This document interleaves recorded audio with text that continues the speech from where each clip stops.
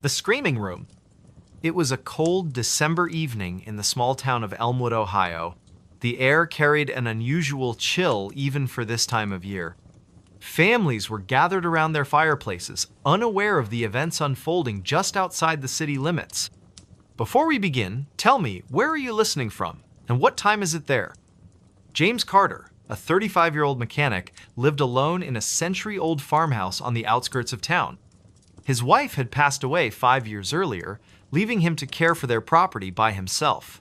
The house, though charming, had always given James an uneasy feeling, especially one particular room on the second floor. That night, as James finished repairing his truck in the garage, he noticed something strange. A faint sound, almost like whispering, seemed to be coming from upstairs. He glanced at the clock.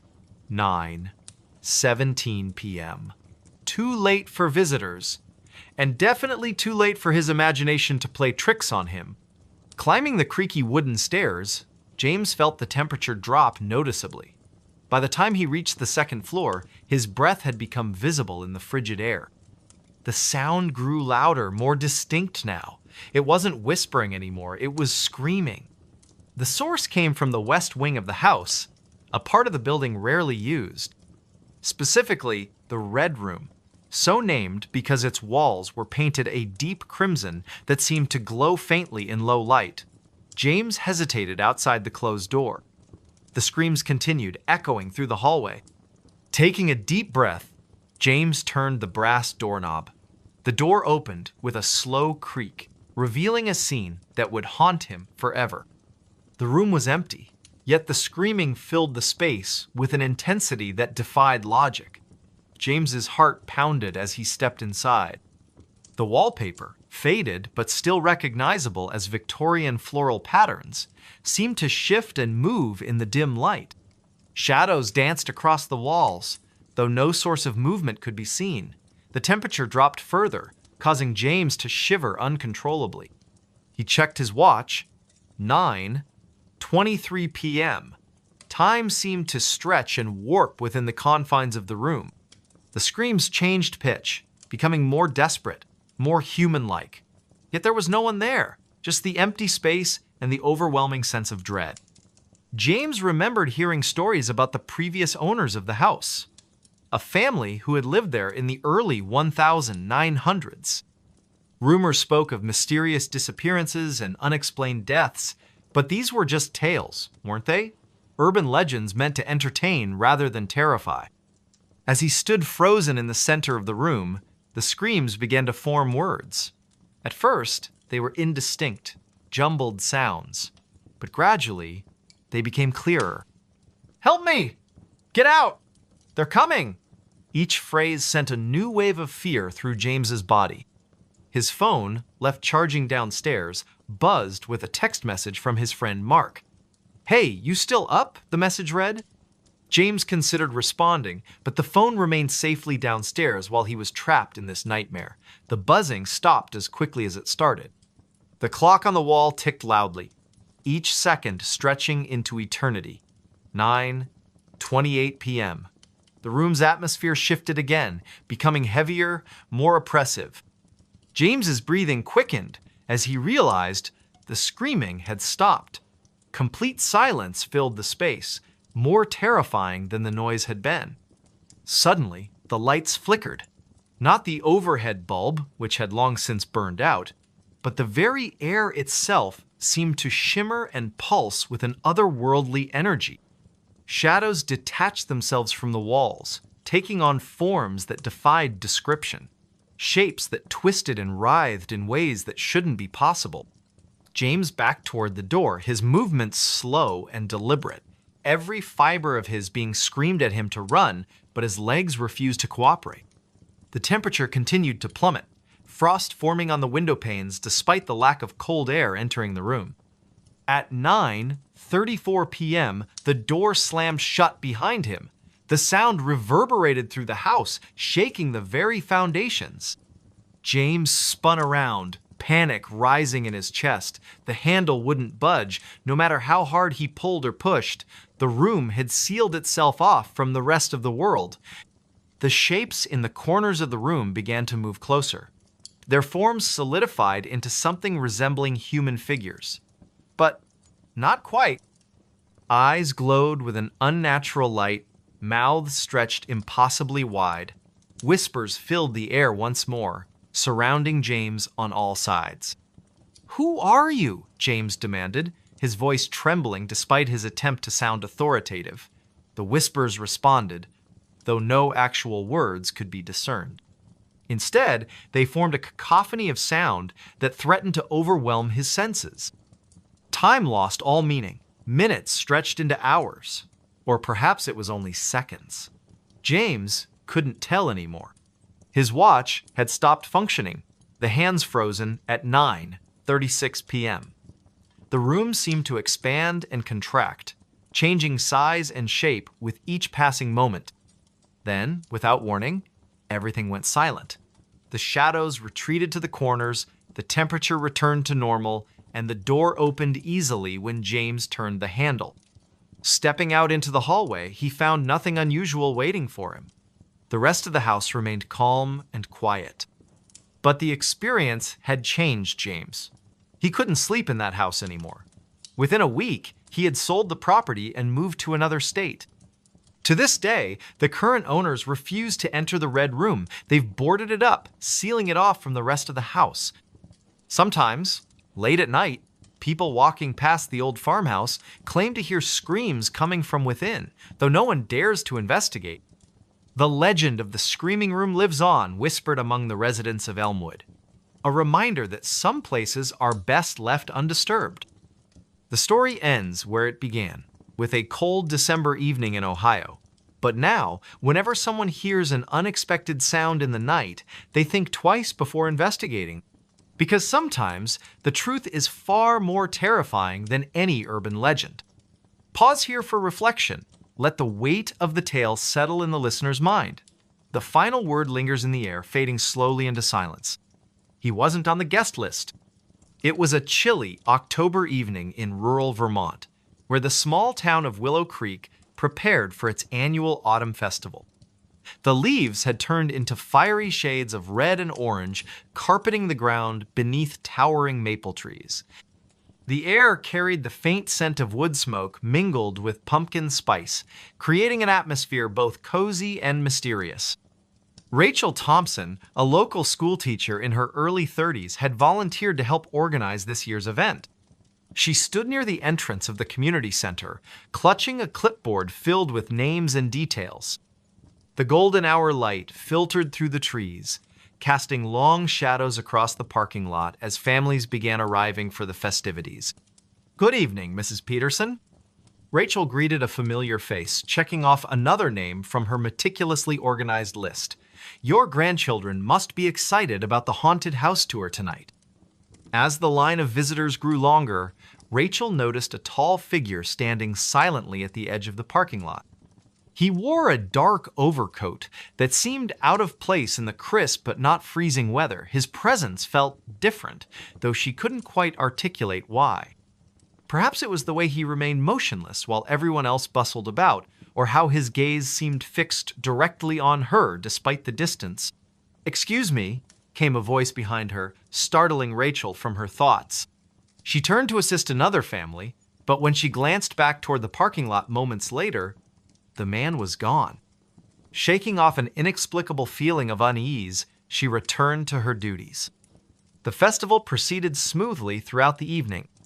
Children laughed as they navigated the hay maze, couples strolled hand in hand through the pumpkin patch, and elderly residents shared stories around the bonfire. Yet Rachel couldn't shake the image of that strange man from her mind. Several times, she caught herself scanning the crowd, searching for his distinctive silhouette. Around 9 o'clock, as the last scheduled events drew to a close, Rachel began directing volunteers in the cleanup process.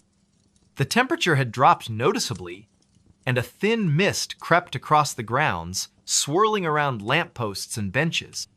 Most attendees had already departed, leaving only a few stragglers enjoying the final moments of the celebration. "Rachel," called Mark Harrison, one of the event coordinators, "have you seen anyone still wandering around?" I thought I heard footsteps near the old storage shed. A chill ran down Rachel's spine that had nothing to do with the cooling night air. No, everyone should be accounted for by now. She hesitated, then added, but earlier, there was this man. I never saw him approach the registration table. Mark frowned, adjusting his flashlight beam. That's odd. Let's do a quick sweep of the area before we lock up. Better safe than sorry. They split up to cover more ground, agreeing to meet back at the main entrance in 15 minutes. As Rachel made her way past the deserted food stalls and silent game booths, she couldn't help but notice how different everything looked under the dim security lights. Shadows danced eerily along the building's walls, and every rustle of leaves sounded like approaching footsteps. Suddenly, she froze. There, near the edge of the woods, stood the man in the dark overcoat again. This time, he wasn't merely observing, he was watching her intently, his expression unreadable in the poor lighting. Her heart pounded against her ribcage as she tried to recall if she'd ever seen him before in town, but something about him felt wrong.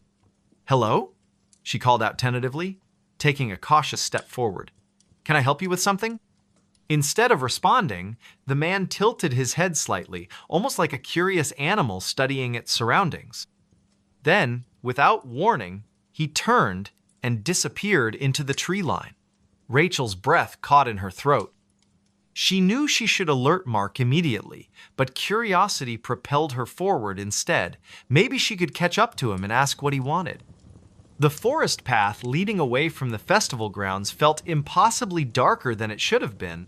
Moonlight struggled to penetrate the dense canopy above, and Rachel found herself relying heavily on her phone's flashlight app. Twigs snapped underfoot, and the occasional owl hooted in the distance, heightening her sense of isolation. After walking for what felt like 10 minutes, but was probably much less, she emerged into a small clearing.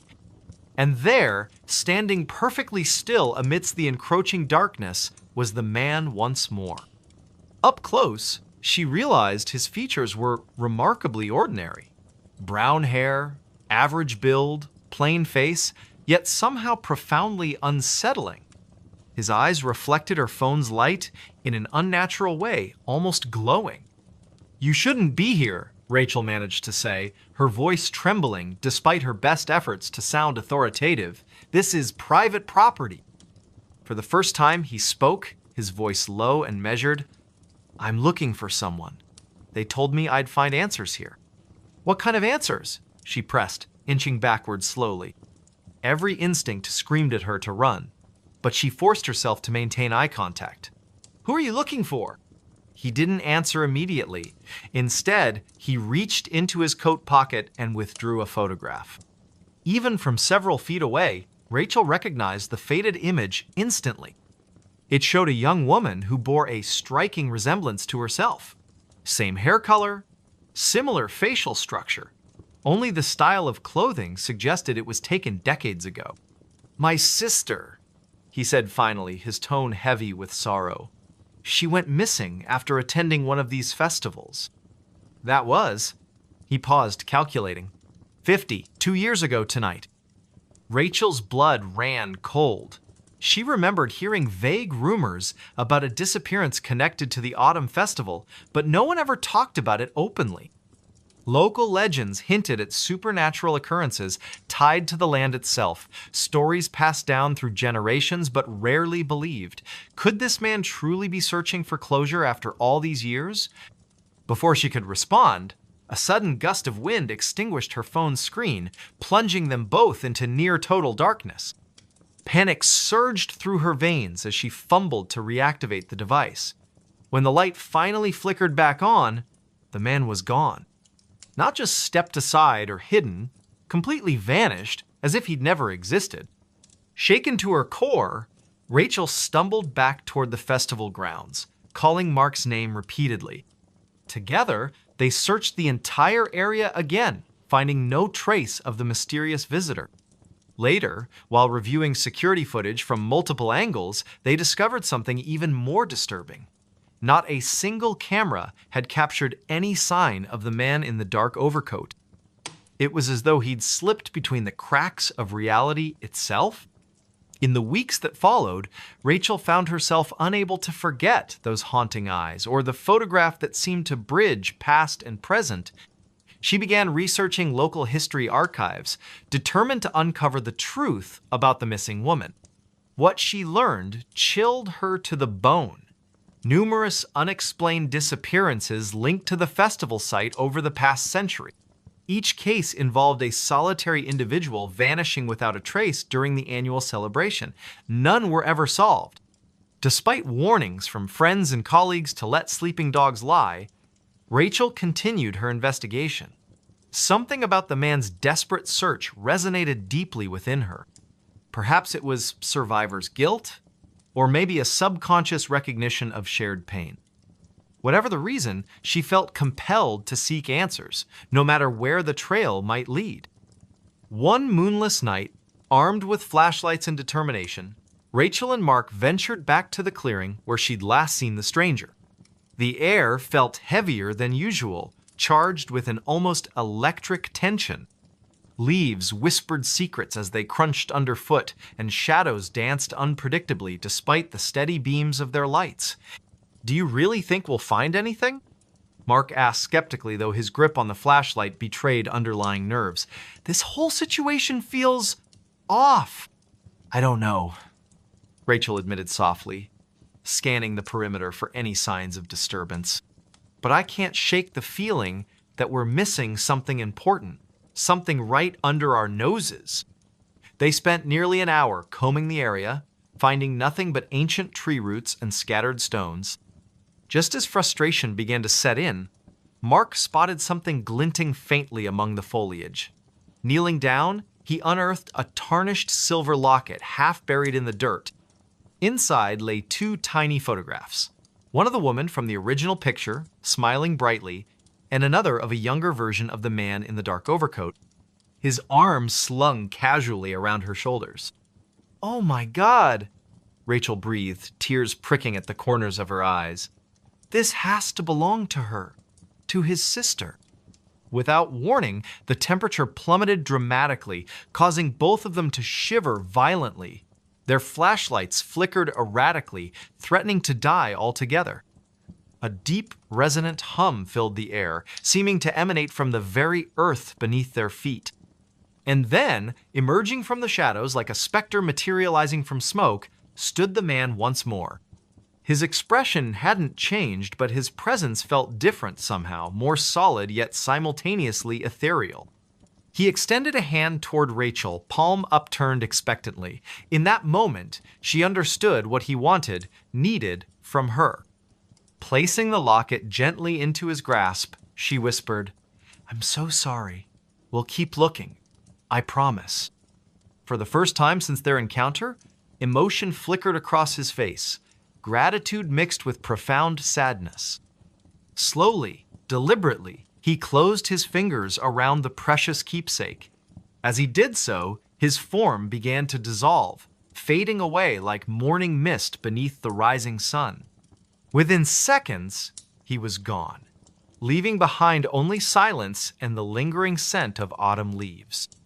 Back in Willow Creek, Rachel dedicated herself to preserving the memory of those lost souls whose stories had been forgotten by time. She worked tirelessly to ensure proper memorials were established and historical records updated accurately. Though she never encountered the man in the dark overcoat again, she often sensed his presence during quiet moments, a gentle reminder that some mysteries transcend human understanding, existing beyond the veil of our everyday lives. Every October, as the festival preparations begin anew, Rachel finds herself drawn to that secluded clearing deep within the woods.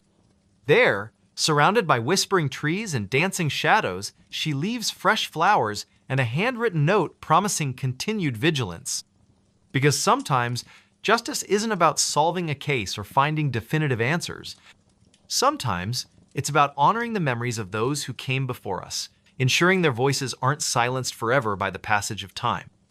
And perhaps, just perhaps, somewhere beyond our comprehension, a brother and sister are finally reunited, free from the burdens of unanswered questions and unresolved grief. Their spirits rest peacefully now, knowing that someone cared enough to remember. Voices in the cornfield, a haunting tale.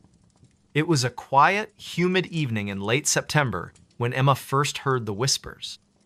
The sun had just dipped below the horizon, casting long shadows across the endless rows of cornfields that surrounded her small town of Millbrook, Illinois.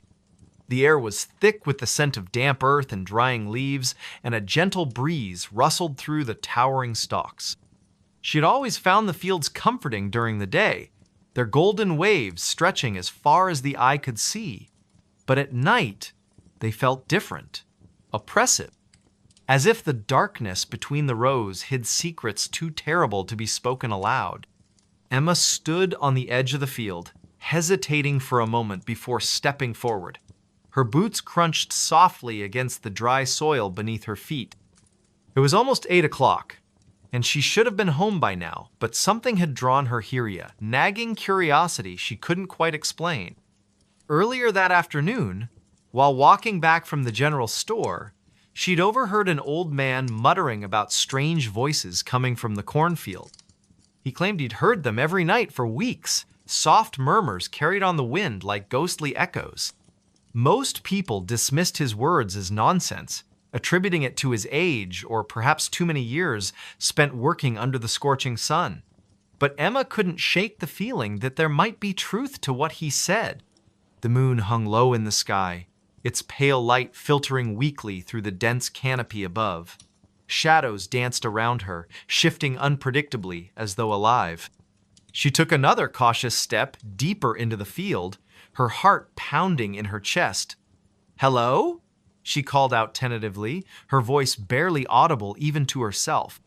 Silence greeted her, save for the faint rustling of leaves overhead. She exhaled slowly, trying to calm her nerves. Maybe this was all just her imagination playing tricks on her after hearing the old man's story. But then, faintly, she heard it all whisper. Barely more than a breath, yet unmistakable. It seemed to come from everywhere and nowhere all at once, weaving through the rows of corn like a phantom thread. Emma froze, her pulse quickening. "Who's there?" she demanded, her voice firmer this time, though laced with unease.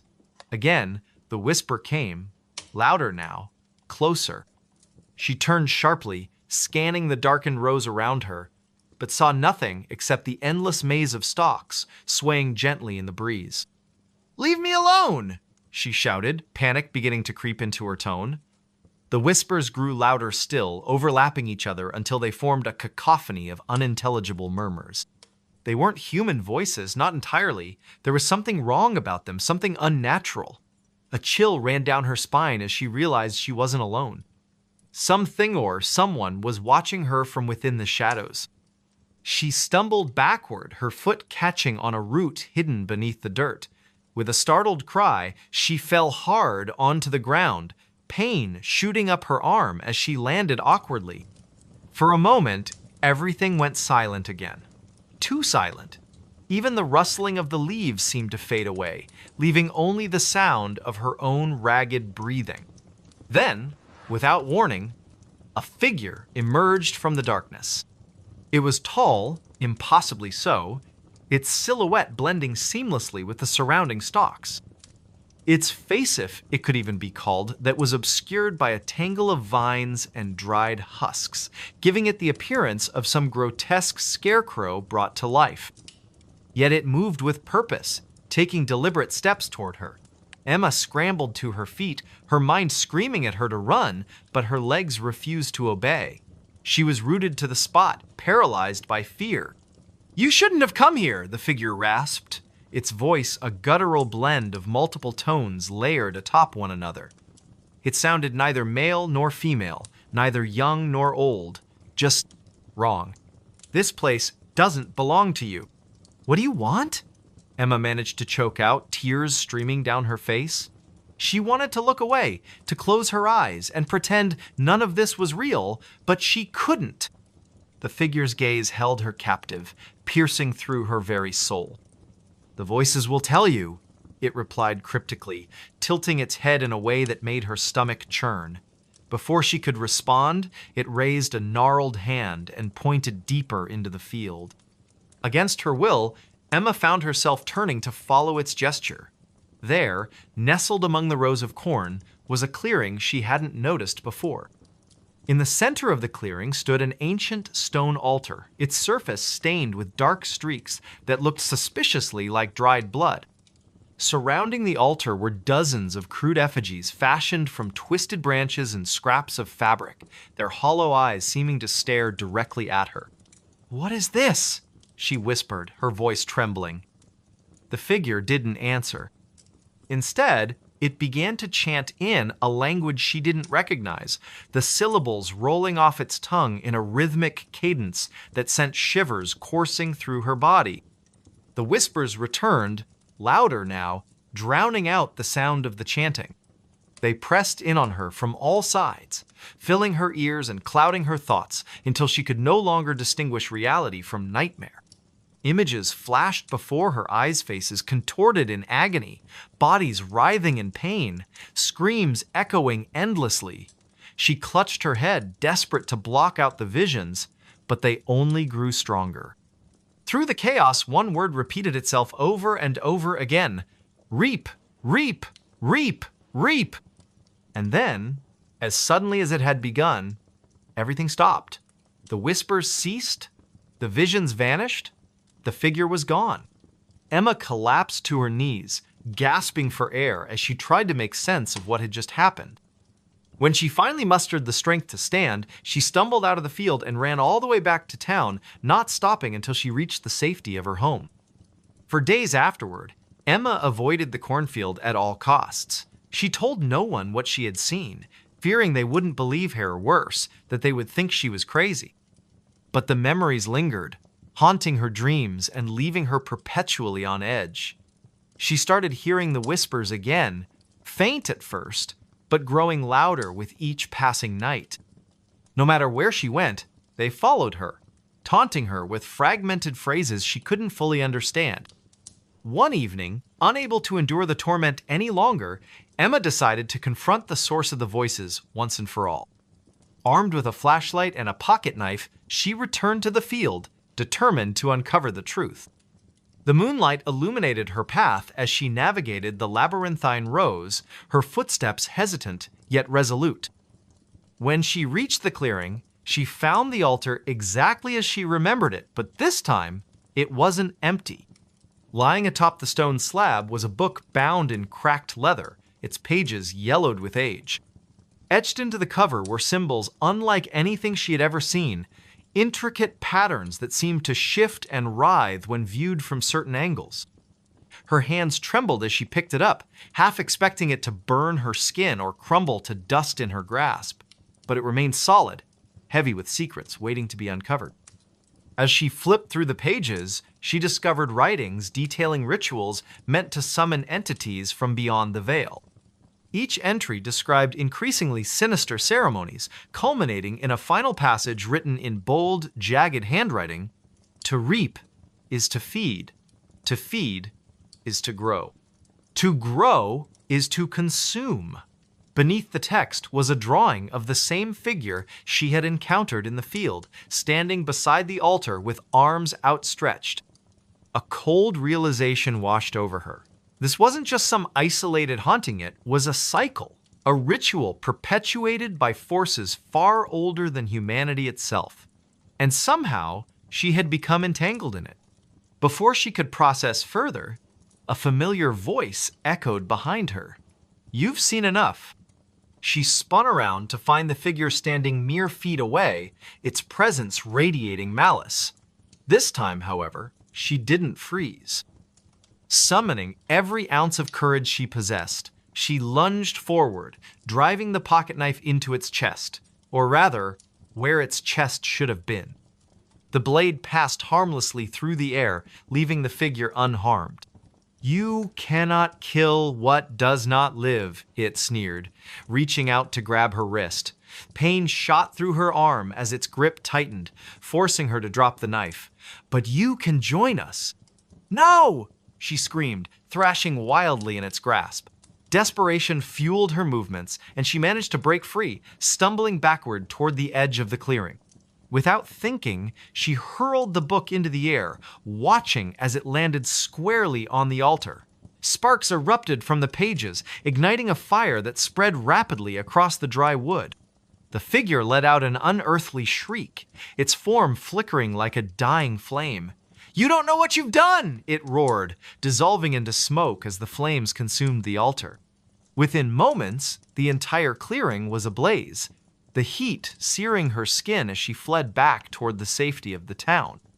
When she emerged from the field, coughing and covered in soot, she expected to feel relief. Instead, she felt emptiness, a void left behind by whatever force had been unleashed. The whispers were gone, replaced by an oppressive silence that weighed heavily on her shoulders. She knew deep down that destroying the altar hadn't ended the cycle, it had merely delayed it. Years later, residents of Millbrook would speak in hushed tones about the night the cornfield burned. Some claimed they saw shapes moving among the ashes, their forms indistinct yet undeniably present. Others reported hearing faint murmurs carried on the wind, though no one dared investigate further. As for Emma, she left town soon after, unable to bear the weight of what she had witnessed. But wherever she went, the memory of those voices followed her, a reminder that some secrets are best left buried. The last passenger never got off. It was a cold, damp night in the small town of Millbrook, nestled deep within the woods of upstate New York. The air carried an eerie stillness, broken only by the faint rustling of leaves and the distant hum of crickets. Somewhere near the edge of the forest, the old train station stood abandoned, its wooden structure warped and weathered by time. Paint peeled off the sign that once proudly announced Millbrook Station, now barely legible under layers of grime and neglect. Few people ventured here anymore, except for curious teenagers daring each other to explore its haunted history, or so the rumors went.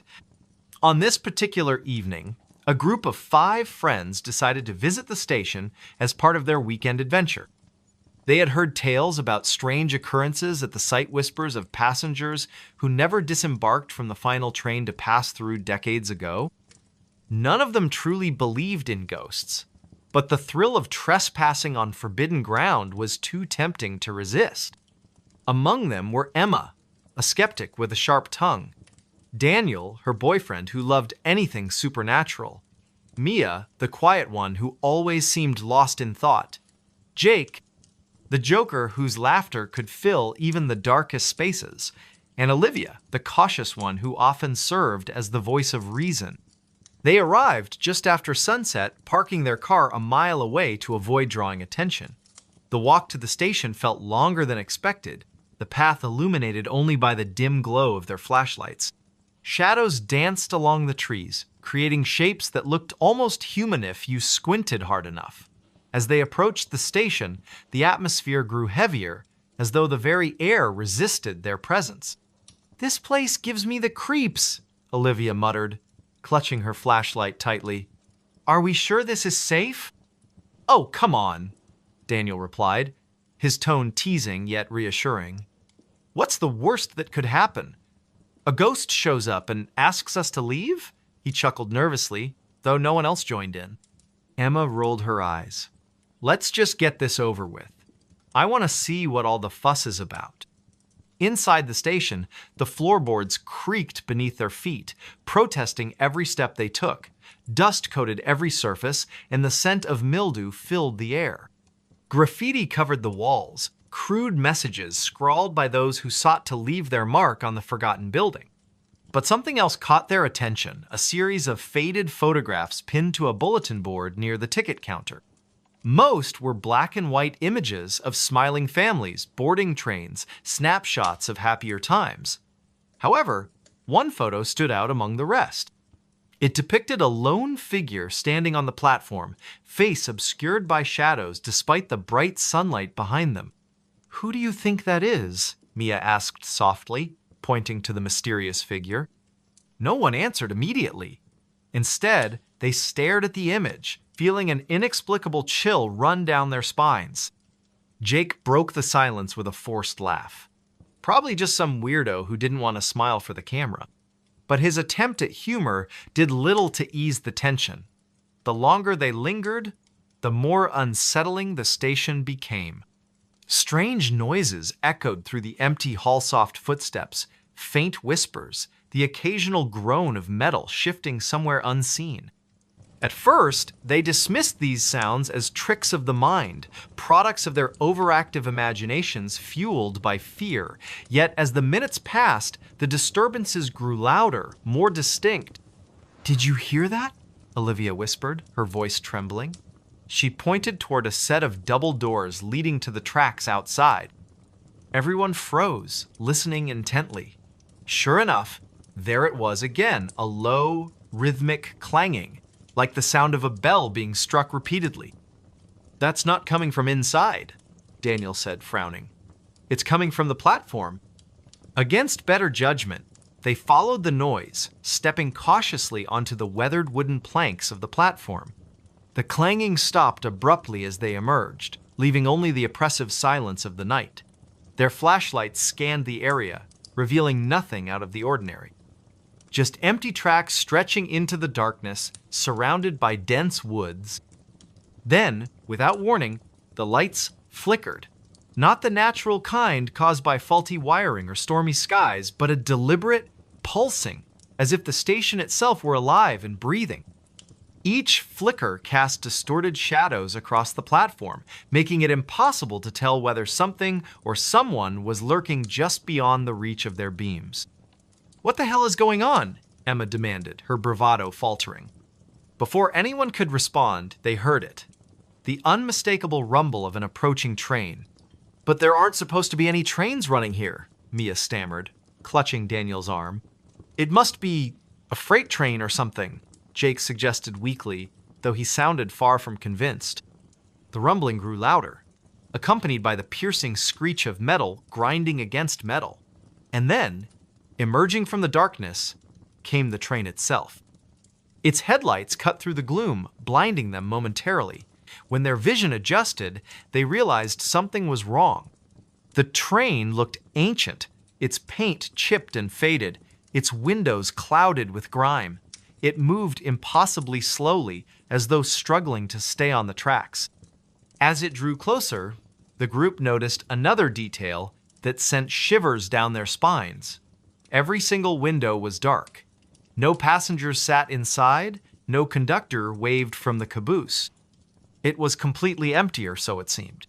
Okay, Olivia said quickly, backing away. "We need to go. Now." "No arguments here," Jake agreed, already heading back toward the station. But before they could retreat, the train came to a halt directly in front of them. The doors slid open with a deafening hiss, revealing the interior bathed in shadow. From within, they heard a soft melodic whisper that seemed to echo in their minds rather than their ears. "Come aboard!" it urged, gentle yet insistent. None of them moved. They stood rooted to the spot, paralyzed by a mix of fear and curiosity. "Don't listen to it," Emma shouted, snapping them out of their trance. "Whatever you do, don't get on that train." Her words seemed to break the spell. One by one, they turned and ran, fleeing back toward the safety of the station. But as they reached the entrance, they realized something was terribly wrong. The building they had entered earlier was gone. In its place stood a vast expanse of wilderness, stretching endlessly in every direction. Panic set in as they frantically searched for a way out, but the forest seemed to shift and change around them, trapping them in an endless maze. Hours passed, or maybe it was only minutes. Time had lost all meaning. Eventually, exhaustion forced them to stop, collapsing onto the damp earth beneath the skeletal branches of towering trees. And that's when they saw it again, the train, waiting silently on invisible tracks. One by one, they began to disappear. First, it was Jake, who wandered off alone in search of help. Then Mia, lured away by the promise of finding shelter. Next came Olivia, driven mad by the constant whispers she swore only she could hear. Finally, Daniel succumbed to despair, convinced he would find answers aboard the train. Only Emma remained, clinging to the hope that she could escape whatever malevolent force had ensnared her friends. But as dawn broke over the horizon, casting pale light across the desolate landscape, she found herself standing on the platform once more. The train loomed before her, its doors wide open, inviting her to step inside. Tears streamed down her face as she realized the truth. She would never leave. Like the others, she was destined to become one of the last passengers, the ones who never got off. The forest fell silent again, save for the faint rustle of leaves and the distant hum of crickets. Somewhere near the edge of the woods, the old train station stood abandoned, its wooden structure warped and weathered by time. Paint peeled off the sign that once proudly announced Millbrook Station, now barely legible under layers of grime and neglect. Few people ventured here anymore, except for curious teenagers daring each other to explore its haunted history, or so the rumors went. They said the house was empty. The small town of Ridgewood, nestled deep in the heart of New England, had always been a place where whispers carried farther than voices. It was late autumn, and the air was crisp with the scent of fallen leaves and damp earth. The sun was setting behind the jagged tree line, casting long shadows over the quiet streets. A young woman named Emily Carter had just returned to her hometown after years of living in the city. She had come back for one reason: to settle the estate of her late uncle, a man she barely remembered from her childhood. Emily parked her car in front of the old house on Maplewood Lane, its peeling paint and sagging porch giving it an air of abandonment. She stepped out of the car, her boots crunching softly against the gravel driveway. The house stood at the edge of town, surrounded by dense woods that seemed to lean inward, as if trying to swallow it whole. Locals had always avoided this place, calling it cursed or haunted. But Emily dismissed such tales as superstition. "It's just an old house," she muttered under her breath, though her voice trembled slightly. "Nothing more." She reached into her coat pocket and pulled out the key her lawyer had given her earlier that day. The metal felt cold against her fingers as she inserted it into the lock. With a creak that echoed through the stillness, the door swung open. The interior was dark, the air heavy with the smell of mildew and decay. Emily fumbled for the light switch, her hand brushing against the rough texture of the wall. When the overhead bulb flickered to life, revealing the dusty furniture and cobweb-covered corners, she let out a shaky breath. "Not exactly homey," she said aloud, attempting to mask her unease with sarcasm. As she began to explore the house, her footsteps echoed ominously on the creaky wooden floors.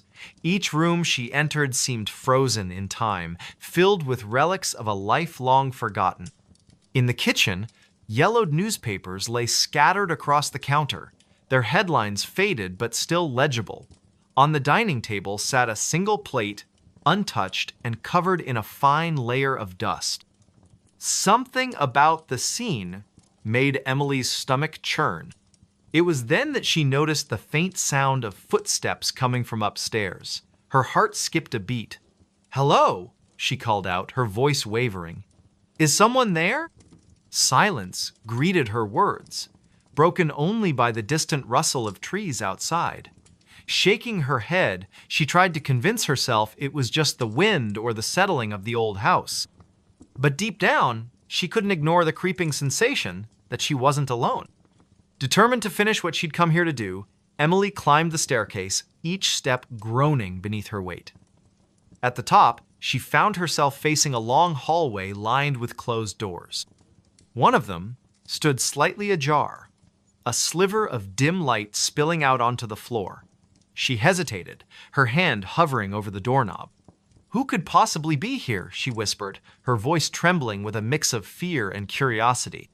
Pushing the door open, she stepped inside. The room was empty, save for a rocking chair in the corner, swaying gently as if someone had just gotten up from it. Emily froze, her eyes darting around the space.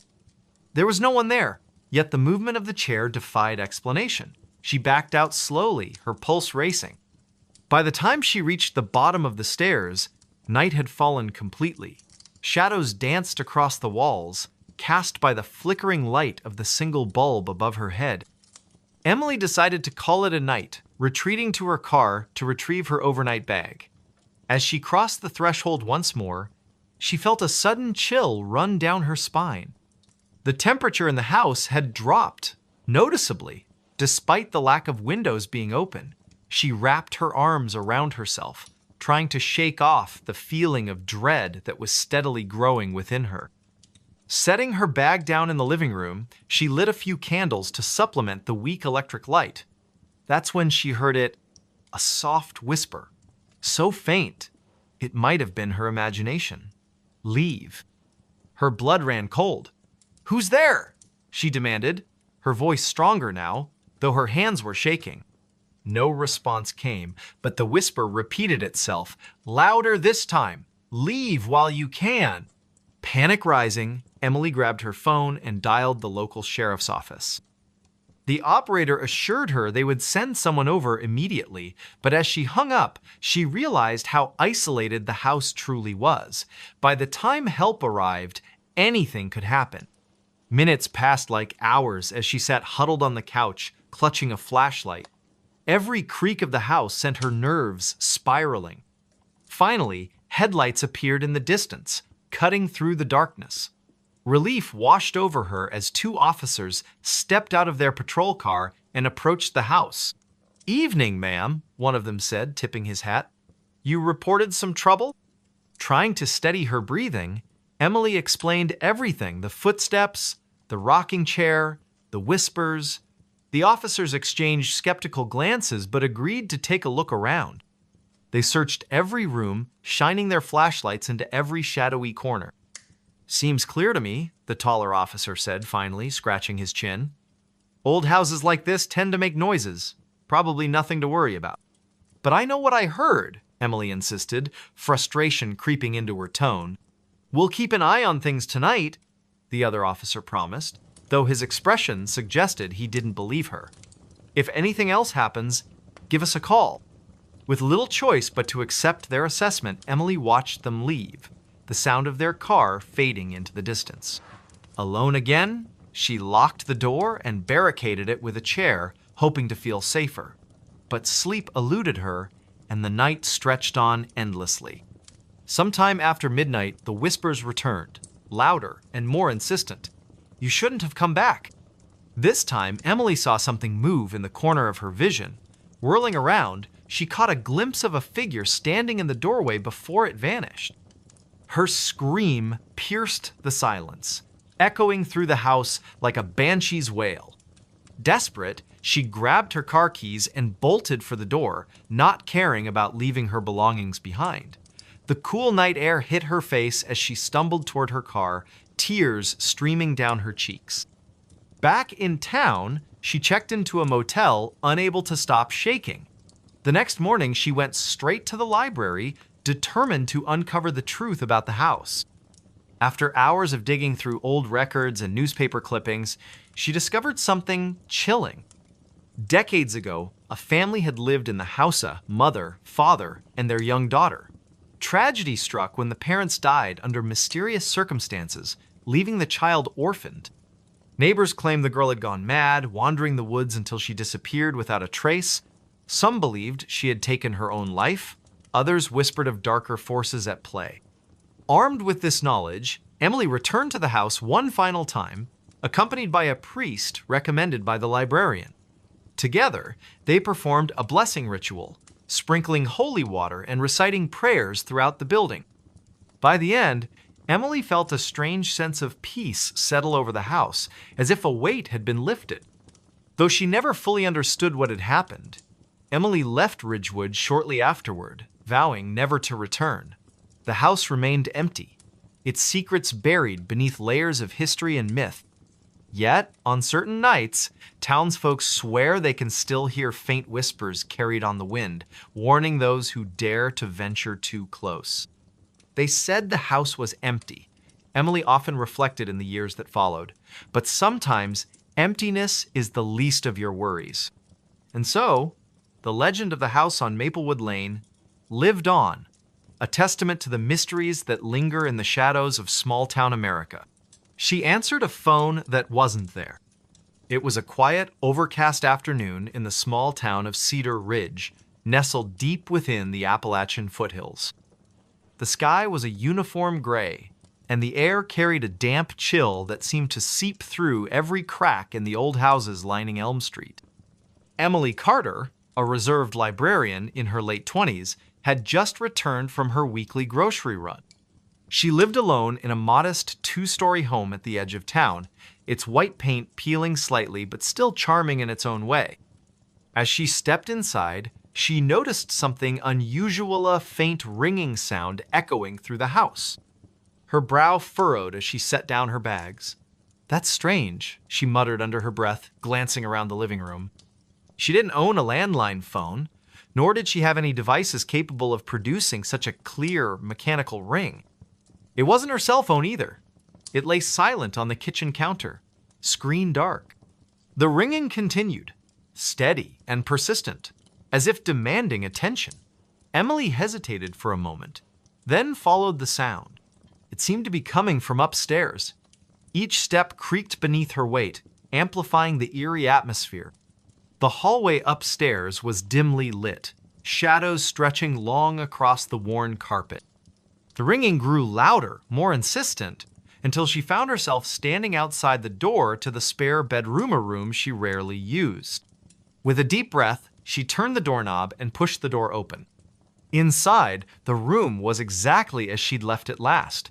Dusty furniture draped with old sheets, a single window letting in muted light. But there, sitting on the floor, in the center of the room, was an old rotary phone. Its black cord snaked across the floor like a serpent, disappearing into the wall where no outlet existed. Emily froze, her heart pounding in her chest. This phone hadn't been there before, she was certain of it. Yet here it sat, ringing insistently, almost tauntingly. Against her better judgment, she approached it. The closer she got, the colder the air became, until her breath formed tiny clouds in front of her face. Her hand trembled as she reached out, hovering inches above the receiver. Finally, she picked it up and pressed it to her ear. "Hello?" she whispered, her voice barely audible. For a moment, there was only silence on the other end. Then came a soft, distorted voice, barely human. "Help me!" it rasped, each word dragging out like a mournful wail. "Please, help me!" Emily dropped the phone, stumbling backward until she hit the wall. The voice continued, growing louder and more desperate. "Who are you?" she cried, clutching her arms tightly around herself. "What do you want?" But the voice didn't answer directly. Instead, it began to chant, repeating the same phrase over and over again. "Find me, find me, find me." Suddenly, the line went dead. The room fell silent, except for the sound of Emily's ragged breathing. When she looked back at the phone, it was gone. Vanished without a trace. Later that evening, Emily sat at her kitchen table, trying to make sense of what had happened. The rational part of her mind insisted it had been some kind of hallucination or prank. But the icy sensation that lingered in the spare bedroom told her otherwise. She poured herself a cup of tea, hoping the warmth would calm her nerves. Outside, the wind howled through the trees, rattling the windows and adding to her unease. Unable to shake the memory of the voice, she decided to investigate further. She pulled out her laptop and began searching local archives, looking for anything unusual tied to her house or the surrounding area. After hours of digging, she stumbled upon an article from decades ago. It described the disappearance of a young woman named Clara Bennett, who had vanished without a trace one stormy night. According to the report, Clara had been seen arguing with someone near the edge of the woods behind what was now Emily's property. No body was ever found, and the case remained unsolved. A chill ran down Emily's spine as she read the details. Could the voice belong to Clara? And if so, why had it chosen her to hear its plea? The next day, Emily visited the town library, hoping to learn more about Clara's life. The librarian, an elderly woman named Mrs. Percentive. Hargrove recognized the name immediately. "Oh, yes, poor Clara," she said with a sad shake of her head. "Such a sweet girl. Always helping others. Some say she angered the wrong person, while others believe." She trailed off, her gaze drifting toward the window. "Believe what?" Emily prompted gently. Mrs. Hargrove lowered her voice, though they were the only ones in the room. "There are stories old ones that speak of spirits trapped between worlds. They say this land holds secrets, echoes of those who can't move on." She paused, studying Emily carefully. "Why are you asking about Clara?" Emily hesitated, unsure how much to reveal. "I think I might have encountered something related to her," she admitted cautiously. "Something unexplainable." Mrs. Hargrove nodded slowly, as if she'd expected this answer all along. "If you're meant to help her, you'll know what to do. Just be careful, dear. Not everything that calls for help deserves it."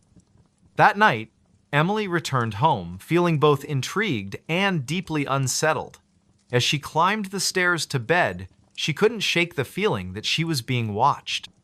Every shadow seemed to shift just out of the corner of her eye, and the house felt unnaturally quiet, as if holding its breath. When she reached the landing, she froze. There, once again, was the rotary phone. This time, it sat on the top step, its cord coiled neatly beside it. The sight sent a jolt of fear through her body, but also a strange sense of resolve. She knew she couldn't ignore it anymore. Kneeling down, she picked up the receiver and held it to her ear. "Clara?" she asked tentatively. "Yes," came the reply, softer this time, but unmistakably the same voice. "You hear me. You must find me." "Where are you?" Emily demanded, her voice trembling. "In the woods. Follow the path. Look for the tree with the red ribbon." Before Emily could ask more questions, the line went dead again. The phone disappeared from her hands, leaving her staring at empty space. The following morning, armed with determination and a flashlight, Emily ventured into the dense forest behind her house. The path she followed was narrow and overgrown, the trees towering above her like silent sentinels. The air smelled earthy and damp, and the only sounds were the crunch of leaves beneath her boots and the occasional rustle of unseen creatures. After walking for nearly 20 minutes, she spotted a massive oak tree with a faded red ribbon tied around its trunk. Her pulse quickened as she approached. At the base of the tree, partially hidden by moss and roots, was a small wooden box. With shaking hands, she opened it. Inside was a collection of personal belongings, a tarnished locket, a handwritten letter, and a photograph of a smiling young woman who bore a striking resemblance to the image of Clara she'd seen online. Tears welled up in Emily's eyes as she realized the significance of her discovery.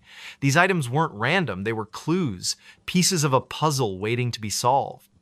She carefully gathered them and brought them back to her house, determined to piece together the truth. Over the next several weeks, Emily delved deeper into Clara's story, uncovering a web of betrayal, jealousy, and tragedy. She learned that Clara had been involved with a man whose family disapproved of their relationship.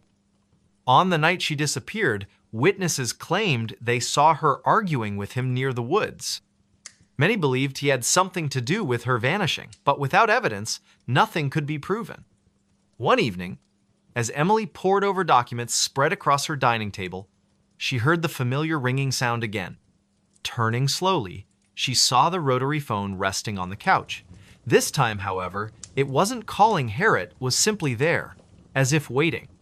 Summoning her courage, she walked over and picked up the receiver. "Clara?" she said softly. "Thank you," came the voice, clearer and more peaceful than before. "You've given me peace." And then, just like that, the phone vanished. For good this time. In the days that followed, Emily felt a profound sense of closure, not just for Clara, but for herself as well. By confronting the unknown, she had faced her own fears and discovered a strength she hadn't known she possessed. Though she never saw or heard from Clara again, she knew the spirit had finally moved on. The people of Cedar Ridge eventually learned of Emily's efforts to uncover the truth about Clara's disappearance. Inspired by her bravery, they erected a memorial in the woods, marking the spot where the oak tree stood. It served as a reminder that even the most haunting mysteries could be laid to rest with compassion and perseverance. As for Emily, she continued her quiet life, forever changed by the experience. Sometimes, when the wind blew just right, she thought she could hear a faint whisper of gratitude carried through the trees. A reminder that sometimes, answering a Cleven one that comes from beyond can change everything. The Man Who Followed Me Home, a chilling encounter. It was a cold, overcast afternoon in late October when Claire first noticed him. She had been walking home from the library in her small suburban town of Crestwood, Illinois, her arms laden with books and her mind preoccupied with thoughts of the upcoming Halloween festivities. The streets were quiet, save for the occasional rustle of leaves skittering across the pavement and the distant hum of traffic from the main road. The air carried the crisp bite of autumn, and she pulled her scarf tighter around her neck as she quickened her pace. She didn't see him at first, not really. It was more of a feeling, an awareness that prickled the back of her neck like the faintest brush of a spider's web. When she finally glanced over her shoulder, there he was, standing at the corner of Maple Street, just far enough away to seem unassuming yet close enough to make her uneasy. He wore a long, dark coat that hung loosely on his frame, its edges flapping slightly in the breeze. His face was obscured by the brim of a wide hat, but she could feel his gaze boring into her, steady and unrelenting. Claire hesitated for a moment, her breath catching in her throat. "Who is he?" she wondered aloud, her voice barely above a whisper. She shook her head, chiding herself for being paranoid. Crestwood wasn't exactly a bustling metropolis, but it was safer, so she had always believed. Still, something about the man made her skin crawl. She turned her attention back to the path ahead, forcing herself to focus on the rhythmic crunch of her boots against the gravel sidewalk.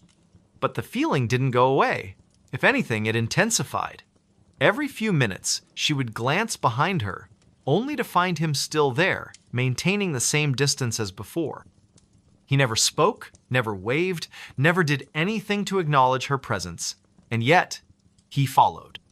Step by step, block by block, he stayed just within sight, a shadowy figure trailing her like a ghost tethered to her heels. By the time she reached Birch Avenue, her heart was racing. Her house was only a few blocks away now, but the thought of leading this stranger to her doorstep filled her with dread. She considered crossing the street or ducking into one of the nearby shops, but the latter option felt futile. Most of them had already closed for the evening. Instead, she tightened her grip on her books and forced herself to keep moving, her footsteps quickening with each passing second. "Why is he following me?" she muttered under her breath, her voice trembling with a mix of fear and frustration. She wanted to confront him, to demand answers, but the words caught in her throat. What if he lashed out? What if he wasn't alone? The uncertainty gnawed at her, leaving her paralyzed with indecision. All she could do was walk faster, hoping against hope that he would eventually lose interest and disappear. But he didn't. When she finally turned onto her street, she risked another glance over her shoulder and saw him standing at the far end, his silhouette outlined against the dim glow of the streetlights. For a brief moment, their eyes met, or at least, she thought they did. Then, without warning, he stepped into the shadows and vanished. Claire exhaled sharply, relief washing over her in waves. She hurried up the driveway to her house, fumbling with her keys as she unlocked the front door. Once inside, she slammed the door shut and leaned against it, listening intently for any sign of movement outside. The house was silent, save for the soft ticking of the clock in the hallway. She locked the door and drew the curtains, her hands shaking as she moved from room to room, checking every window and peering out into the darkness beyond. For hours, she sat huddled on the couch, Her phone clutched tightly in her hand. She debated calling the police, but what would she say? That a man had followed her home without saying a word? Without doing anything overtly threatening? They'd probably dismiss her concerns as paranoia, especially since he had disappeared before she could get a good look at him. No, she decided, it was better to wait until morning. Maybe then she could convince herself it had all been a figment of her imagination. The next day, however, proved otherwise. Claire woke to find a single red rose lying on her porch, its petals glistening with dew. At first, she thought it might be a gift from a neighbor or a secret admirer, but the absence of a note or any identifying details left her unsettled. She picked it up cautiously, examining it for clues, but found nothing unusual. Still, the gesture felt wrong too, deliberate, too calculated. As she walked to work later that morning, she couldn't shake the feeling that she was being watched again. Sure enough, when she paused at the intersection of Birch and Elm, she spotted him standing across the street, his posture relaxed, yet unnervingly still. This time, he wasn't wearing the hat, and she got a clearer view of his face. It was gaunt, almost skeletal, with hollow cheeks and sunken eyes that seemed to glint with a strange, otherworldly light. His lips curled into a faint smile as their gazes locked, sending a shiver down her spine. Claire broke eye contact and hurried across the street, her pulse hammering in her ears. She ducked into a nearby cafe, ordering a coffee she didn't really want, just to have an excuse to stay indoors. From the safety of the window seat, she watched as he lingered outside, his expression unreadable. After several agonizing minutes, he finally turned and walked away, disappearing into the crowd. Over the next few days, the encounters grew more frequent and more disturbing. Wherever she went, he was there. At the grocery store, in the park, even outside her office building. He never approached her, never said a word, but his presence was constant, suffocating. Friends and coworkers began to notice her growing anxiety, asking if everything was okay. She tried to laugh it off, attributing her behavior to stress or lack of sleep, but deep down, she knew the truth. Something was terribly wrong. One evening, after returning home from work, Claire discovered a note tucked beneath her windshield wiper. Written in jagged, uneven handwriting were the words, "I've been waiting for you." Her stomach churned as she read the message over and over, each repetition making it feel more menacing. She crumpled the paper in her fist and threw it into the trash. But the damage was done.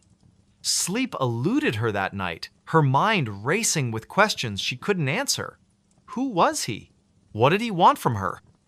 And why wouldn't he leave her alone? Determined to put an end to the torment, Claire decided to take matters into her own hands. She installed extra locks on her doors, set up motion-activated lights around the perimeter of her house, and even bought a can of pepper spray to carry with her at all times. But none of these precautions brought her peace. If anything, they only heightened her sense of vulnerability, reminding her constantly of the danger lurking just beyond her control. One particularly restless night, she heard a soft tapping sound coming from the living room. At first, she thought it might be the wind rattling the windows, but when she investigated, she found the source of the noise. A single finger pressed against the glass of her sliding door. It was him. His face loomed mere inches away, pale and expressionless, his eyes gleaming with an intensity that made her blood run cold. Without thinking, Claire grabbed the nearest object, a heavy ceramic vase, and hurled it at the door. The impact startled him, causing him to stumble backward. Seizing the opportunity, she bolted to her bedroom and locked the door behind her, her chest heaving as she fought to catch her breath. Outside, she heard the unmistakable sound of footsteps retreating into the night. The next morning, she called the police, recounting everything that had happened in painstaking detail. To her surprise, they took her seriously, promising to patrol the area more frequently and advising her to document any future incidents. For a while, things seemed to improve.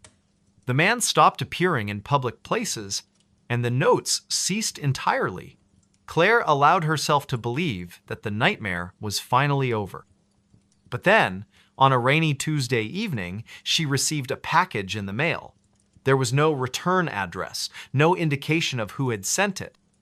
Inside, she found a photograph of herself taken from outside her bedroom window, along with a short letter written in the same jagged handwriting as before. The message was simple yet chilling. "You can't escape me." Panic surged through her veins as she realized the implications. He had been watching her all along, studying her routines, learning her habits. The idea that he knew her life so intimately down to the layout of her home was unbearable. She packed a bag and fled to a friend's house in Chicago, hoping the distance would offer some measure of protection. For weeks, she lived in a state of constant vigilance, jumping at every unfamiliar sound and avoiding crowded spaces where she might encounter him. Yet, despite her efforts, she couldn't shake the feeling that he was still out there, biding his time.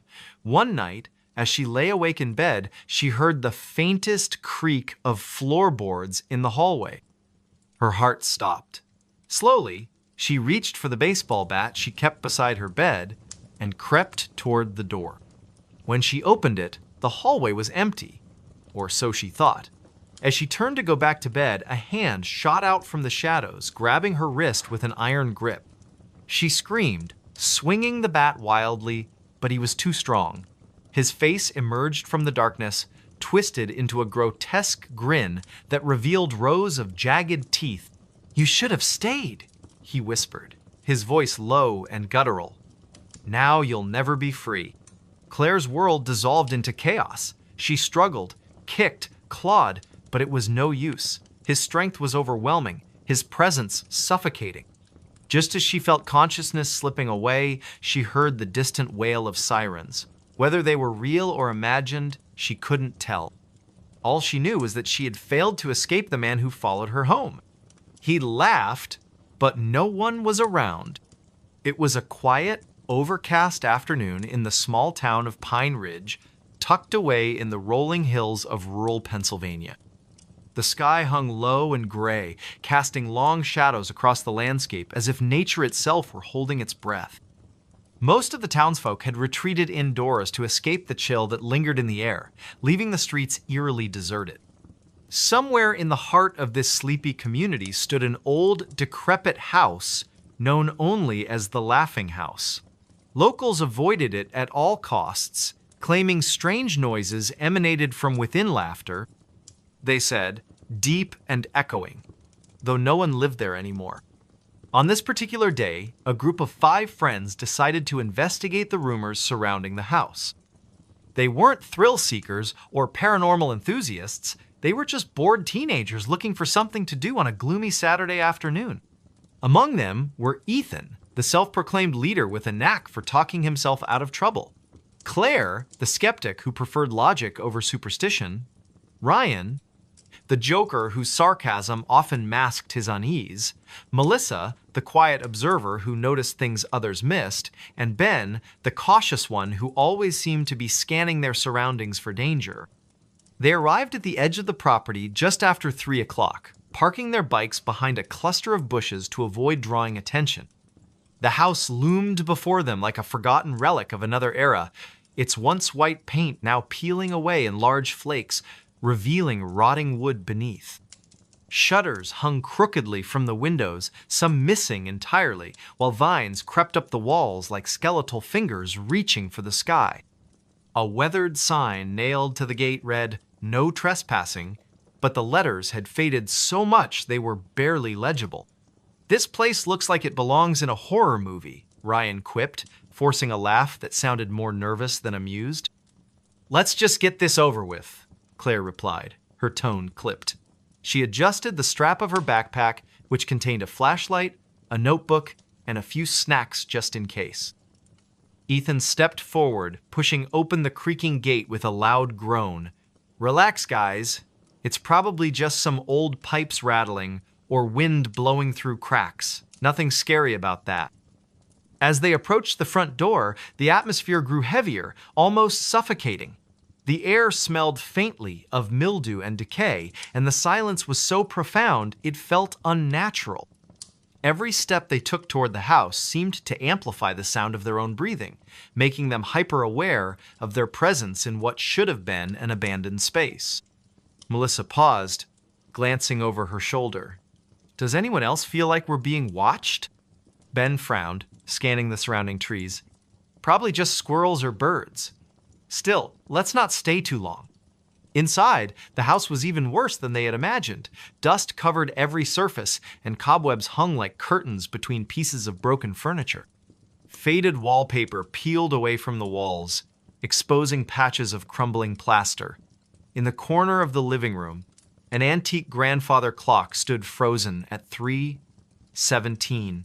Its hands rusted into place. "This is creepy as hell," Ryan muttered, kicking a loose floorboard absent-mindedly. "Shh," Claire hissed, holding up a hand. "Do you hear that?" At first they thought it might be the wind, but then it came again, a low, rumbling chuckle that seemed to echo from nowhere and everywhere all at once. It wasn't a pleasant laugh either. It was hollow, almost mechanical, as though someone or something were mimicking human emotion without truly understanding it. "What the?" Ethan trailed off, his voice barely above a whisper. "It's coming from upstairs," Melissa said softly, pointing toward the staircase. "No way am I going up there," Ben declared firmly. "We didn't come all this way just to chicken out now," Ethan shot back, though his bravado wavered slightly. Against their better judgment, they climbed the stairs, each step groaning under their weight. The laughter grew louder as they ascended, reverberating through the narrow hallway until it felt like it was inside their heads. At the end of the corridor, a single door stood ajar, light spilling through the crack. "That's impossible," Claire whispered, her brow furrowing. "There are no lights on in this house." Ignoring her warning, Ethan pushed the door open. Inside was a small bedroom, its walls lined with faded floral wallpaper. An old rocking chair sat in the center of the room, swaying gently despite the absence of any breeze. On the dresser, a dusty mirror reflected their pale, frightened faces. And then, without warning, the laughter erupted, a deafening cacophony that made their ears ring and their hearts race. They spun around, searching for the source, but the room was empty. Okay, we need to leave. Now," Ben insisted, backing toward the door. But before they could retreat, the door slammed shut with a resounding thud. The laughter continued, growing louder and more distorted until it sounded less like a person and more like static on an old radio. "What's happening?" Melissa cried, clutching Ethan's arm. "I don't know," he shouted back, his voice tinged with panic. Suddenly, the mirror began to ripple, its surface rippling like water disturbed by a stone. From within, a shadowy figure emerged, its form indistinct but undeniably humanoid. Its mouth stretched impossibly wide, revealing rows of jagged teeth, and its eyes glowed with an unnatural light. "Run!" Claire screamed, grabbing Melissa's hand and pulling her toward the window. One by one, they scrambled out onto the roof, sliding down the sloping tiles and landing awkwardly in the overgrown yard below. Behind them, the house seemed to come alive, its windows pulsing with a sickly yellow light. The laughter followed them, echoing through the trees as they fled into the woods. Hours passed, or maybe it was only minutes. Time had lost all meaning. Eventually, they collapsed near a stream, gasping for breath and trying to make sense of what they had witnessed. "We can't go back," Ben said hoarsely, his face pale. "Not ever." But as dawn broke over the horizon, painting the sky in hues of orange and pink, they realized something was wrong. One by one, they began to vanish. First, it was Ryan, who wandered off in search of help. Then Melissa, lured away by the promise of finding shelter. Next came Claire, driven mad by the constant whispers she swore only she could hear. Finally, Ethan succumbed to despair, convinced he would find answers back at the house. Only Ben remained, clinging to the hope that he could escape whatever malevolent force had ensnared his friends. But as he stumbled back into town, disheveled and wide-eyed, he found himself standing in front of the laughing house once more. The door creaked open, inviting him inside, and as he stepped across the threshold, he heard the laughter, deep and echoing, though no one was around. The forest fell silent again, save for the faint rustle of leaves and the distant hum of crickets. Somewhere in the heart of this sleepy community stood an old, decrepit house known only as the Laughing House.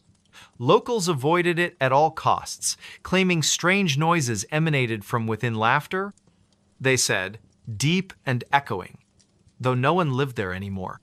The campground that disappeared. It was late summer, the kind of season where the days stretched endlessly and the nights carried a cool breeze that hinted at autumn's approach. The small town of Pine Ridge, nestled deep within the sprawling forests of the Pacific Northwest, was known for its dense woods, winding rivers, and a history steeped in folklore. Among the locals, there were whispers of a place called Shadow Pines Campground, a remote site deep in the wilderness that had become infamous for strange occurrences. Most dismissed these tales as campfire stories meant to scare children, but not everyone believed they were just myths. Daniel Harper, a young journalist from Seattle, had always been drawn to the eerie and unexplained. He had heard about shadow pines during a trip to Pine Ridge a few years prior, but it wasn't until recently that he decided to investigate further. The stories fascinated him, accounts of hikers vanishing without a trace, strange lights flickering in the forest at night, and an overwhelming sense of dread that seemed to permeate the area. Determined to uncover the truth, Daniel packed his gear and set out on a journey into the heart of the woods. The drive to Pine Ridge was long and lonely, the road narrowing as he ventured deeper into the wilderness. By the time he arrived, dusk was settling over the landscape, painting the sky in hues of orange and purple. The air was thick with the scent of pine and damp earth, and the distant call of birds echoed through the trees. As he checked into a small motel on the edge of town, Daniel couldn't help but notice the wary glances the locals gave him when he mentioned shadow pines. "You sure you want to go up there?" the motel owner asked, his voice low and hesitant. "Folks don't come back from that place." "I'll be fine," Daniel replied with a forced smile, though the man's words lingered in his mind. "Just looking to write a story." The next morning, armed with a map, flashlight, notebook, and camera, Daniel began his trek into the forest. The path leading to Shadow Pines was overgrown, the trail barely visible beneath layers of moss and fallen leaves. The farther he went, the quieter the world became. Even the rustling of animals seemed to fade, leaving only the sound of his own footsteps crunching against the ground. After hours of hiking, he finally reached the clearing where the campground was said to be located. What he found, or rather, didn't find, left him unsettled. There were no tents, no fire pits, no signs of human activity whatsoever, just an empty expanse surrounded by towering trees that loomed like silent sentinels. The air felt heavier here, almost suffocating, and a chill ran down his spine despite the warmth of the day. "This can't be right," Daniel muttered, consulting his map again. According to the markings, this was the exact spot where Shadow Pines should have been. Yet there was nothing but emptiness. As he stood there, trying to make sense of what he was seeing, he noticed something odd.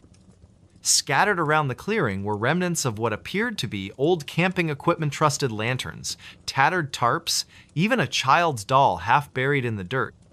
It was as if the campground had been abandoned suddenly, with no time to pack up or clean up. A sharp snap of a twig behind him made him whirl around, his heart pounding. "Hello?" he called out, his voice echoing unnaturally in the stillness. No one answered, but the sensation of being watched grew stronger with each passing second.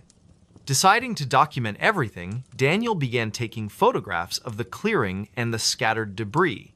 As he snapped a picture of the doll, his camera emitted a strange buzzing noise before shutting off completely.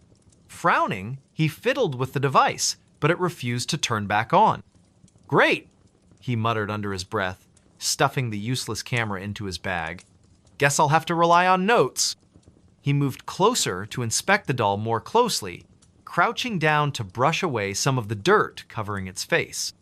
The porcelain features were cracked and weathered, but there was something unsettling about the way its glassy eyes seemed to follow him. A sudden gust of wind swept through the clearing, sending a shiver down his spine. That's when he heard a faint whisper, so soft it could have been the wind. "Leave." Daniel froze, his breath catching in his throat. "Who's there?" he demanded, his voice trembling slightly. The whisper came again, louder this time. "Go now." His instinct screamed at him to run, but curiosity rooted him to the spot. Slowly, he rose to his feet and scanned the surrounding trees, searching for any sign of movement. The forest remained eerily still, yet the feeling of being watched intensified. Determined to get to the bottom of this, Daniel pressed on, venturing deeper into the woods. He followed a narrow trail that seemed to lead away from the clearing, hoping it would take him somewhere area that might provide answers. The light was fading fast, casting long shadows that danced across the forest floor.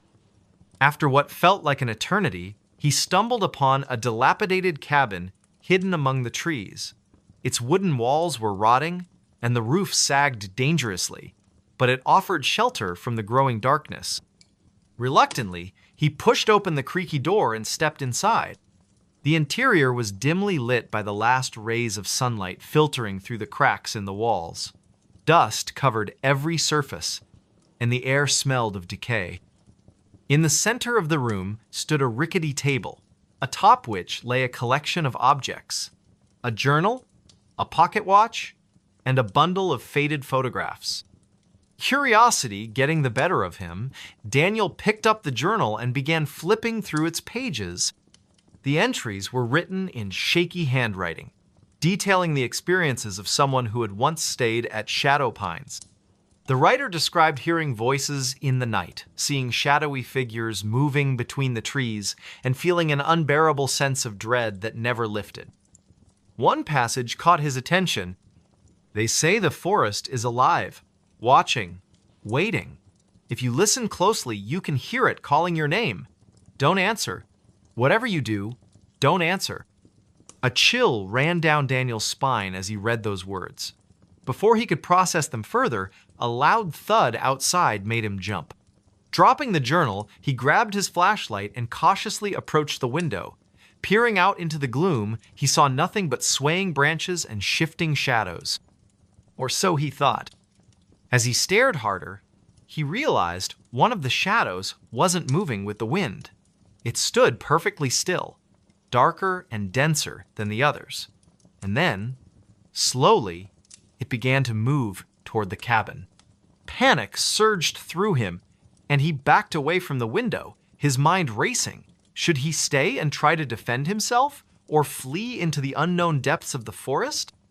The decision was made for him when the front door burst open with a deafening crash. Heart pounding, Daniel bolted out the back door, not daring to look behind him. Branches clawed at his arms and face as he ran, the forest seeming to close in around him. The whispers returned, louder now, overlapping in a cacophony of voices that urged him to stop, to turn around, to give in. "No!" he shouted, his voice raw with desperation. "I won't stop!"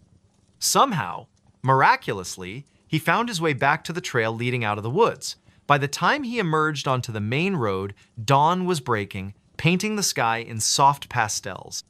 Exhausted and shaken, he collapsed onto the ground, gasping for breath. When he finally mustered the strength to stand, he turned back to look at the forest one last time. Through the mist, rising from the trees, he could see the outline of the clearing where Shadow Pines had supposedly been. But now, instead of emptiness, there was something elsey, cluster of tents, flickering campfires, and figures moving about as if nothing were amiss. Blinking in disbelief, Daniel rubbed his eyes, certain he was hallucinating. When he looked again, the scene was gone, replaced once more by the desolate expanse. Shaken to his core, Daniel returned to Pine Ridge and wrote his article about Shadow Pines, though few believed his account. Over time, the story faded from memory, becoming just another tale whispered around campfires. But Daniel never forgot. On quiet nights, he sometimes thought he could still hear the whispers, faint and distant, calling him back to the campground that disappeared. And deep in the forest, the shadows waited, patient and eternal.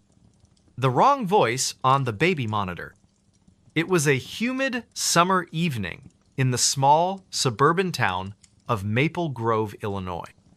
The kind of night where the air felt thick and heavy, clinging to your skin no matter how many fans you turned on. Rachel Dawson sat in the living room of her modest two-story home, absently flipping through channels on the television while trying to ignore the faint hum of cicadas outside. Her son, Ethan, just 6 months old, had finally fallen asleep after hours of fussing. She cherished these rare moments of quiet, even if they were fleeting. On the coffee table beside her sat the baby monitor, its green light blinking steadily to indicate it was active.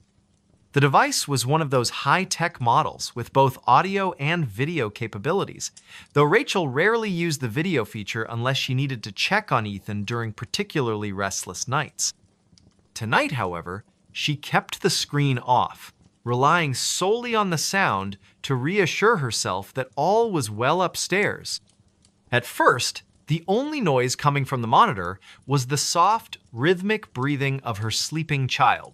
Rachel leaned back into the couch, letting out a sigh of relief as she allowed herself to relax for the first time all day. But then, something changed.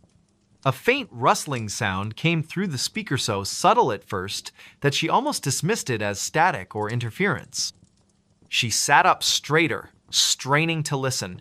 Probably just the wind, she murmured to herself, glancing toward the closed windows. Yet deep down, she knew that wasn't it. The sound grew louder, more deliberate, like someone or something was moving around in Ethan's nursery. Her heart began to race as she grabbed the monitor and pressed it closer to her ear. And then she heard it. A voice. Low, distorted, and utterly foreign. It wasn't her husband's voice. He was working late at his office downtown, and it certainly wasn't hers. "Who's there?" the voice whispered, its tone chillingly calm yet tinged with menace. "Why are you watching me?" Rachel froze, her blood turning to ice in her veins. She stared at the monitor, half expecting the screen to flicker to life and reveal an intruder lurking in her baby's room. But when she forced herself to glance at the display, it showed nothing but the familiar image of Ethan's crib, his tiny body curled peacefully beneath his blanket. "Hello," she called out tentatively, her voice shaking. "Is someone in my house?" There was no response, at least not immediately. For a moment, silence reigned once again, save for the gentle breaths of her sleeping son. Just as Rachel began to convince herself she'd imagined the whole thing, the voice returned, louder this time. "Closer." "You shouldn't have listened," it hissed, each word dripping with malice. "Now you'll never stop hearing me." Panic surged through her body as she bolted upright from the couch. Grabbing the nearest Objecta decorative vase from the side table, she sprinted toward the staircase, her footsteps echoing loudly against the hardwood floors. As she reached the top landing, she hesitated, her hand trembling on the railing. What if she opened the door to find... what? An intruder? A ghost? Something far worse? Summoning every ounce of courage she possessed, she pushed open the nursery door and flicked on the light. Everything appeared normal. The mobile above the crib spun lazily, casting soft shadows across the walls. The stuffed animals lining the shelves sat undisturbed, and Ethan continued to sleep soundly, blissfully unaware of the terror gripping his mother. But then she noticed something strange. On the floor near the corner of the room lay a small wooden ratalone she hadn't seen before. Its surface was intricately carved with symbols that looked ancient and unfamiliar. Where had it come from, and why did it give her such an overwhelming sense of dread? Later that night, after securing all the doors and windows, twice, Rachel sat at the kitchen table with her laptop, determined to uncover answers. The voice from the monitor replayed endlessly in her mind, gnawing at her sanity. Could it have been some kind of prank? Or was it something far beyond explanation? Her search led her to local forums and message boards, where residents of Maple Grove occasionally shared stories about strange occurrences in their homes. One thread caught her attention, a post titled "The Crying House." According to the original poster, several families who had lived in Rachel's neighborhood over the past century reported hearing disembodied voices, especially in rooms occupied by young children. Some claimed the voices belonged to former inhabitants who had died tragically within the walls of those houses. Others suggested the land itself was cursed, haunted by spirits tied to the area's Native American history. As Rachel scrolled further, she found comments from people claiming to know specific details about her street. One commenter mentioned a family named Miller who had lived in her exact house decades earlier. Their youngest child, a boy named Timothy, had disappeared under mysterious circumstances. No trace of him was ever found, and the case remained unsolved. A chill ran down Rachel's spine as she read the final comment on the thread. "If you hear him calling, don't respond. He doesn't want help. He wants company." The next morning, Rachel decided to visit the local library to dig deeper into the history of her home. The librarian, a kindly older woman named Mrs. Peterson, greeted her warmly and offered assistance when Rachel explained her research goals. After rifling through dusty archives and yellowed newspaper clippings, they uncovered a series of articles detailing the disappearance of Timothy Miller. According to the reports, Timothy had been playing in his backyard one afternoon when he vanished without a trace. Witnesses claimed they saw a shadowy figure lurking near the edge of the woods behind the property, but no concrete evidence was ever found to support foul play. Over time, rumors circulated that Timothy's spirit still wandered the house, searching for closure, perhaps revenge. Mrs. Peterson leaned in closer, lowering her voice to a whisper. "People say the Millers tried everything to contact him," she said solemnly. "Psychics, seances, even exorcisms. Nothing worked. Eventually, they moved away, convinced the house was cursed." Rachel thanked the librarian and left the building feeling more uneasy than ever. If the voice on the monitor truly belonged to Timothy or whatever remained of him, what did it mean for her and Ethan? That evening, Rachel installed extra locks on all the doors and set up motion-activated cameras around the perimeter of the house. She also kept the baby monitor close at hand, refusing to let it out of her sight. Despite her precautions, the voice returned. This time, it spoke directly to Ethan. "Come play with me," it cooed, its tone deceptively sweet. "We'll have so much fun together." Rachel's heart nearly stopped as she rushed to the nursery, finding her son wide awake and staring blankly at the wall. His expression was eerily calm, almost trance-like.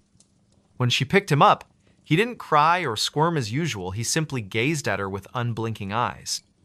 Desperate for guidance, Rachel reached out to a friend who specialized in paranormal investigations. Mark Thompson arrived the following day armed with equipment designed to detect supernatural activity. Together, they conducted a thorough sweep of the house, focusing particularly on the nursery.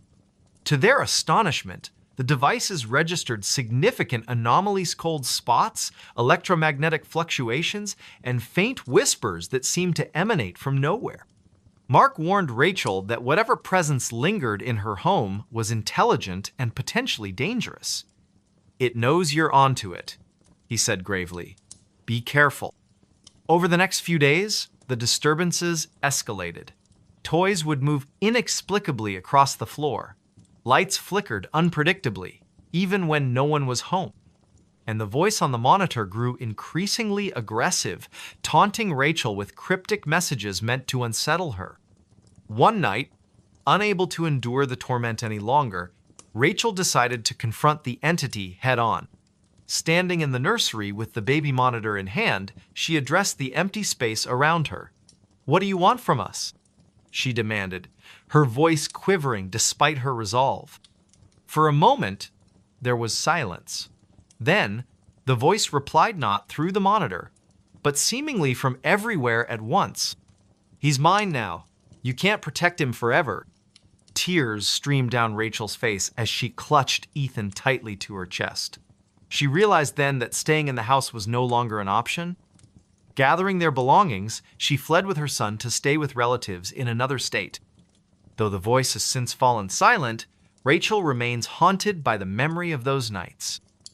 Every creak of the floorboards, every whisper of the wind reminds her of the wrong voice on the baby monitorand, the sinister force that sought to claim her child.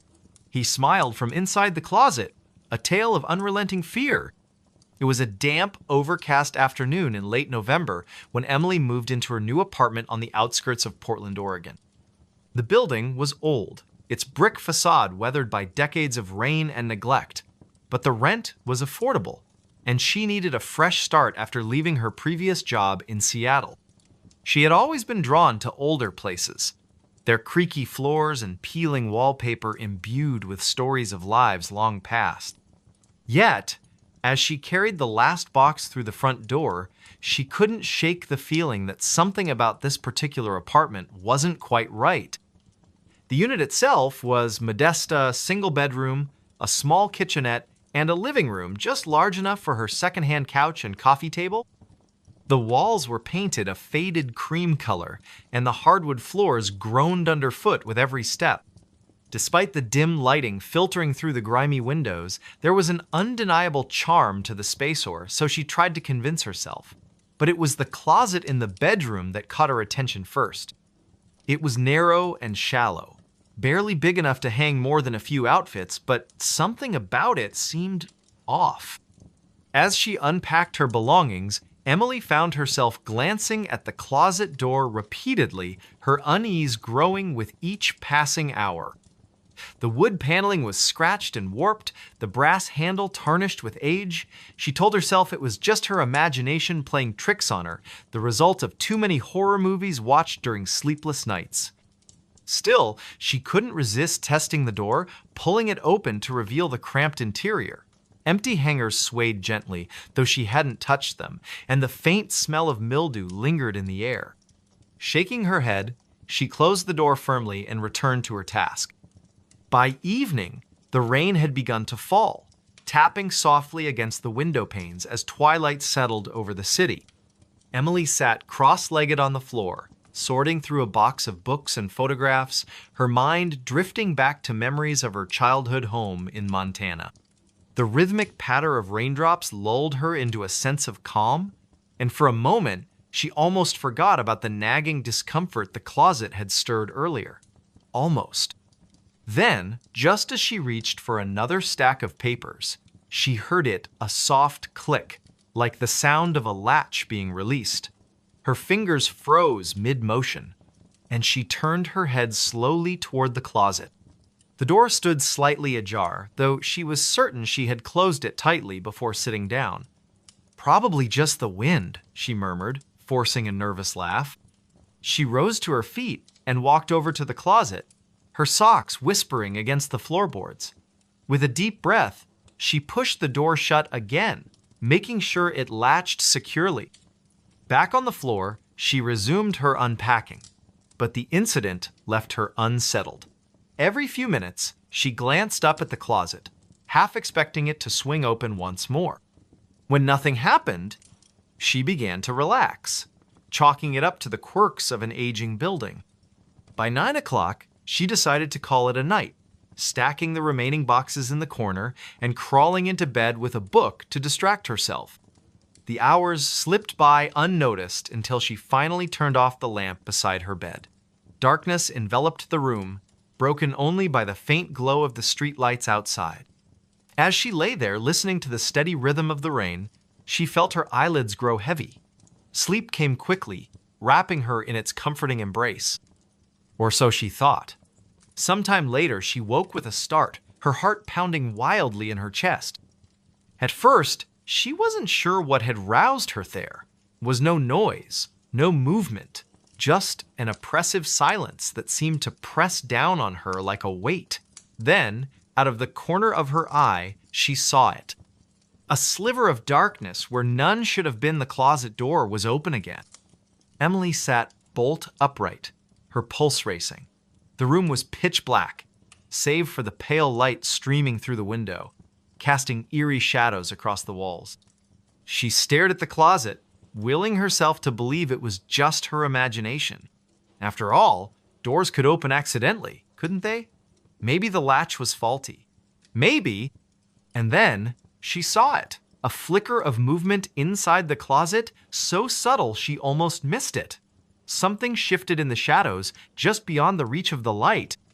Her breath hitched in her throat as she strained to see more clearly. Was someone in there? Had someone broken in while she slept? Summoning every ounce of courage, she reached for the lamp on her bedside table and switched it on. The sudden brightness illuminated the room, revealing the closet's empty interior. Nothing stirred within its confines, no sign of an intruder or anything out of place. Relief washed over her, followed immediately by confusion. If no one was there, why did she feel so uneasy? She climbed out of bed and approached the closet cautiously, her bare feet cold against the wooden floor. Reaching out, she pulled the door shut once more, ensuring it clicked firmly into place. As she turned to go back to bed, however, she heard a low, muffled chuckle emanating from behind her. It was soft, almost imperceptible, but unmistakably human.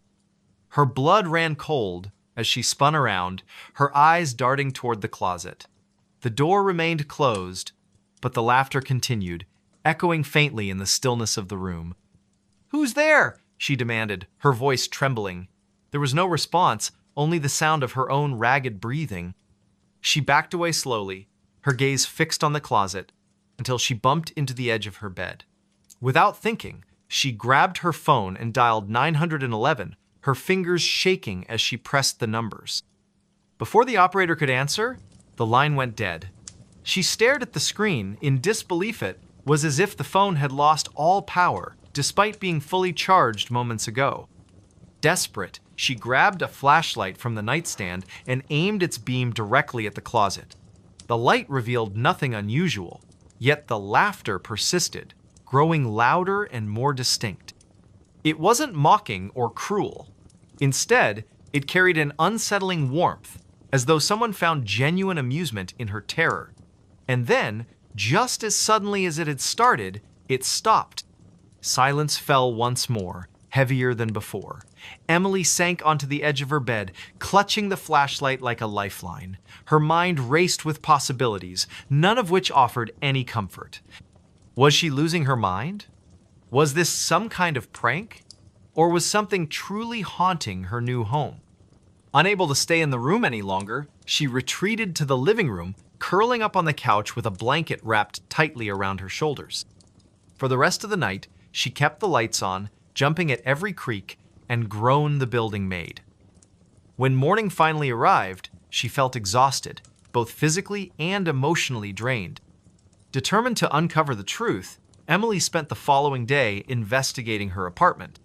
She inspected the closet thoroughly, checking for hidden compartments or signs of tampering, but found nothing out of the ordinary. She even asked her neighbors if they had experienced anything strange, but they dismissed her concerns, attributing the noises to the building's age. Frustrated and increasingly anxious, she decided to research the history of the property online. What she discovered chilled her to the bone. Decades earlier, the building had been the site of a grisly murder-suicide. A man named Harold Grayson, described in news articles as reclusive and deeply disturbed, had killed his wife and young daughter before taking his own life in the very same apartment. According to reports, he had locked himself in the master bedroom and barricaded the door, refusing to let anyone enter. When authorities finally broke in, they found his body slumped against the closet, a knife clutched in his hand, and a disturbing smile frozen on his face. Emily's stomach churned as she read the details, her mind conjuring images she wished she could unsee. Could it be possible that Harold's spirit still lingered in the apartment, trapped between worlds? She didn't consider herself superstitious, but the coincidence was too striking to ignore. That evening, she resolved to confront whatever presence haunted her home. Armed with a camera and a digital recorder, she sat cross-legged on the floor of her bedroom, facing the closet. The atmosphere was tense, charged with an energy that made her skin prickle. She pressed record and began speaking aloud, her voice wavering slightly. "If you're here, If you can hear me, please show yourself. I don't mean any harm. I just want to understand." For several minutes, nothing happened. The room remained silent, the only sound the faint hum of the recorder. Just as she began to doubt her plan, the closet door creaked open slowly, inch by inch, until it stood wide. Emily's breath caught in her throat as she stared into the darkness, her grip tightening on the camera. From within the shadows, two pale eyes appeared, gleaming faintly in the dim light. They were accompanied by the unmistakable curve of a grin-wide, toothy, and utterly unnatural. "Harold?" she whispered, her voice barely audible. In response, the figure stepped forward, emerging fully into view. He was gaunt, his skin stretched taut over sunken cheeks, his hair matted and unkempt, his clothes were tattered, remnants of a bygone era, and his hands were stained with dried blood. But it was his smile that terrified her most, a grotesque caricature of joy, devoid of humanity.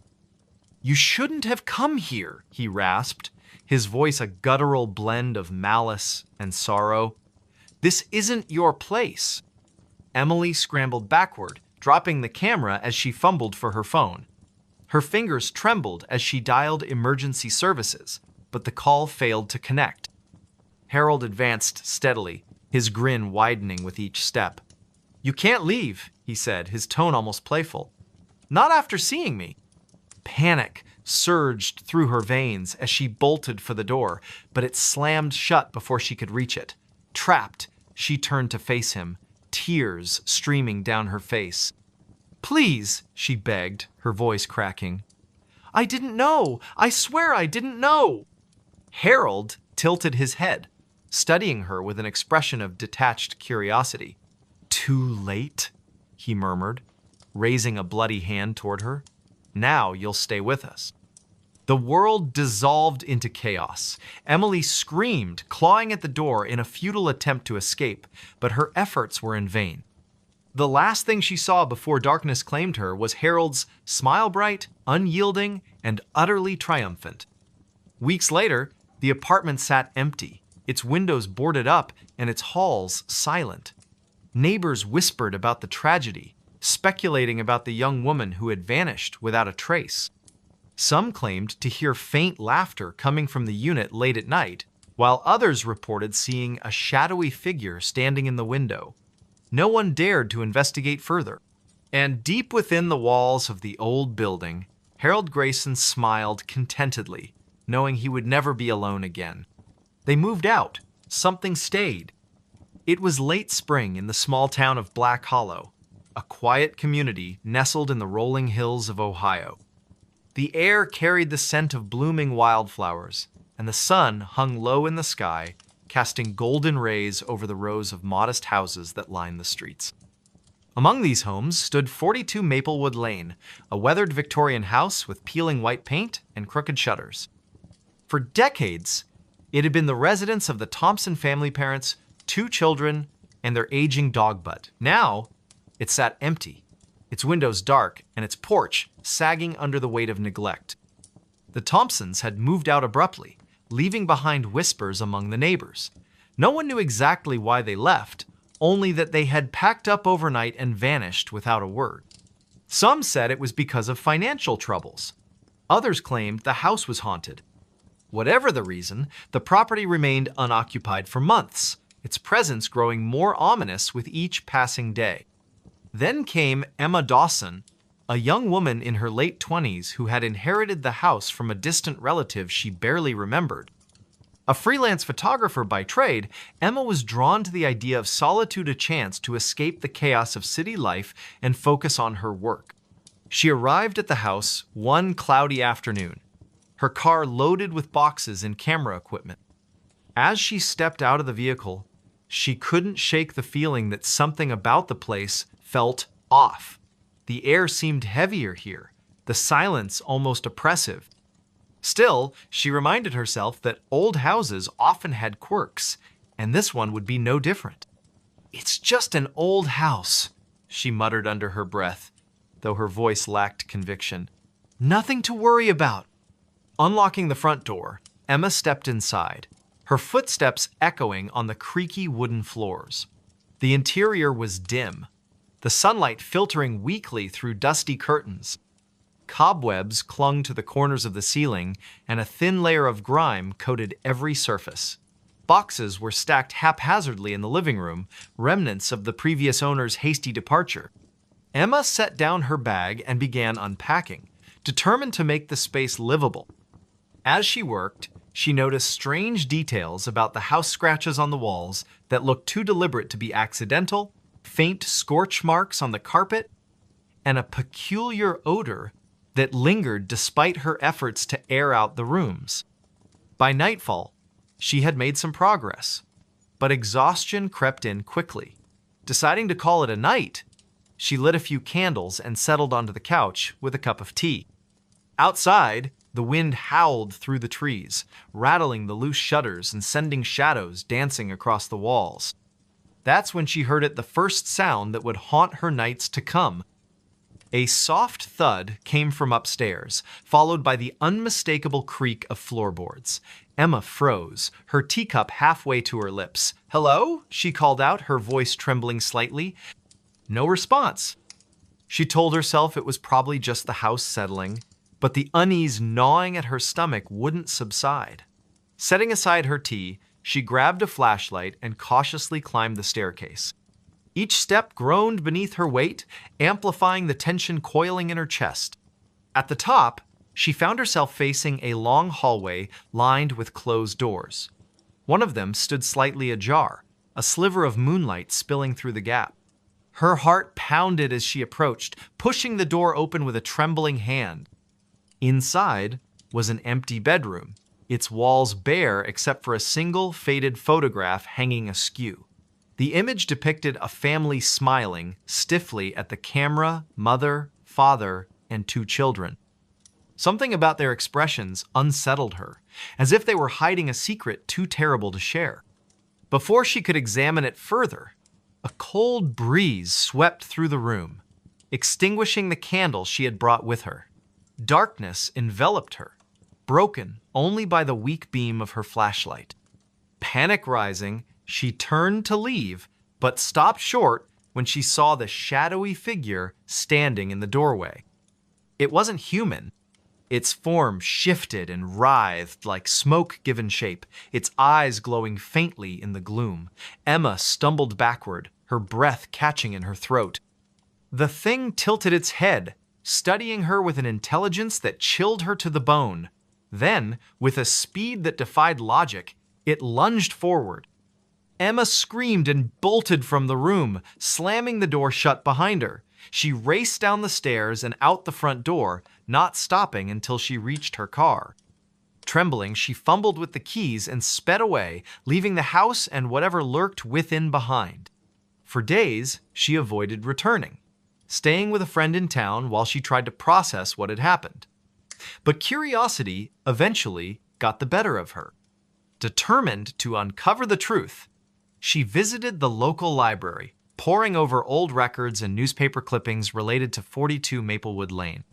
What she discovered sent a shiver down her spine. Decades earlier, the house had belonged to a reclusive man named Arthur Grayson, who was rumored to dabble in occult practices. Neighbors reported hearing strange noises coming from his home, and several children claimed to have seen monsters lurking in the woods behind the property. When Grayson disappeared without explanation, the house changed hands multiple times, each new owner leaving under mysterious circumstances. Armed with this knowledge, Emma decided to confront the entity haunting her home.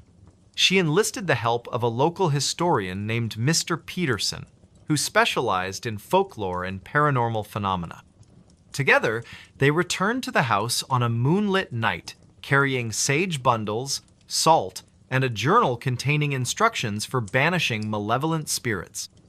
The ritual was tense and exhausting, requiring them to chant incantations and burn herbs throughout the house. At first, nothing seemed to happen. But as they reached the final steps, the atmosphere shifted dramatically.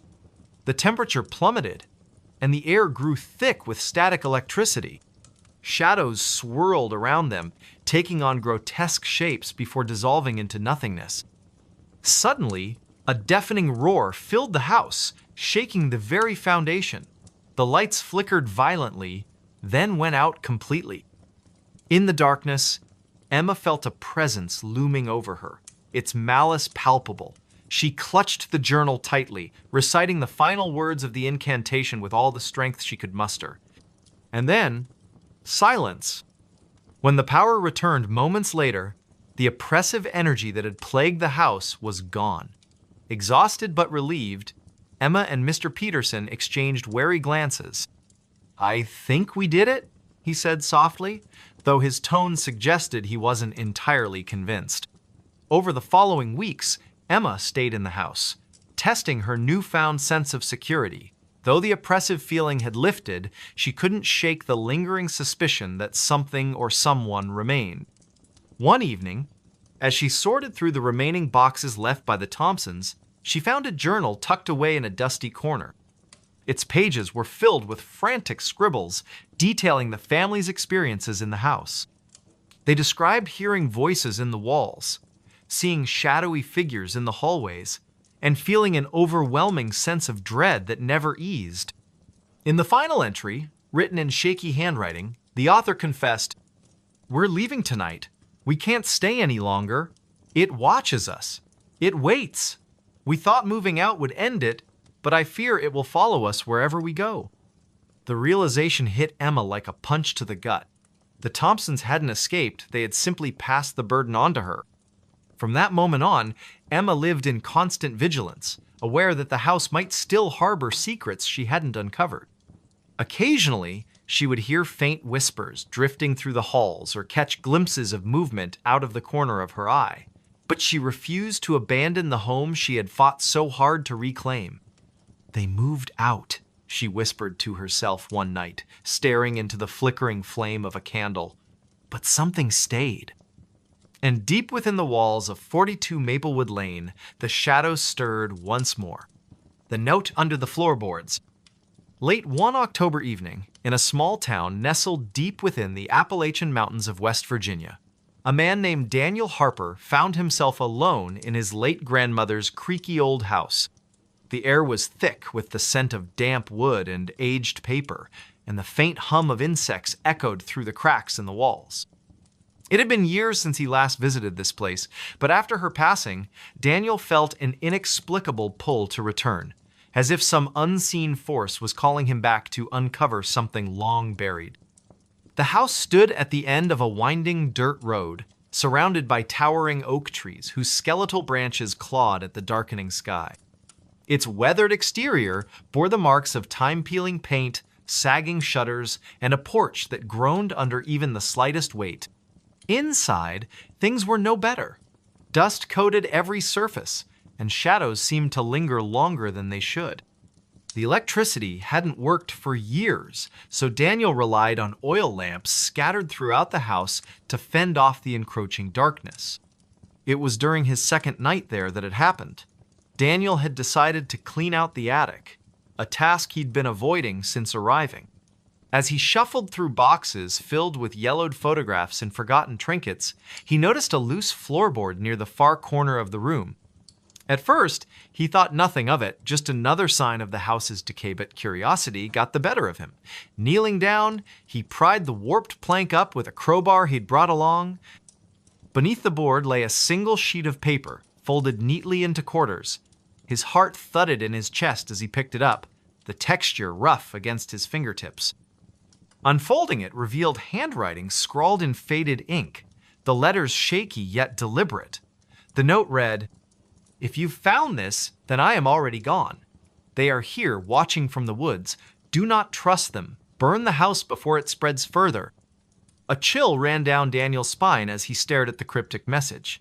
Who wrote this? And what did they mean by they? He tried to shake off the unease settling over him, telling himself it was probably just some prank left behind by a mischievous relative decades ago. But deep down, he couldn't ignore the gnawing feeling that something wasn't right.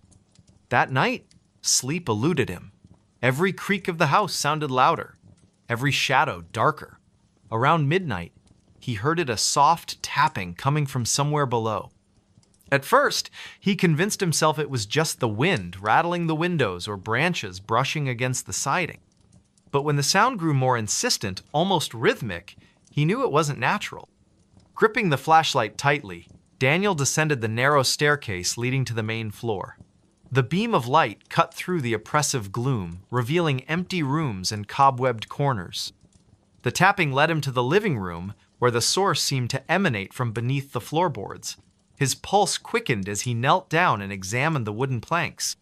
One of them shifted slightly when he pressed on it, revealing another hidden compartment.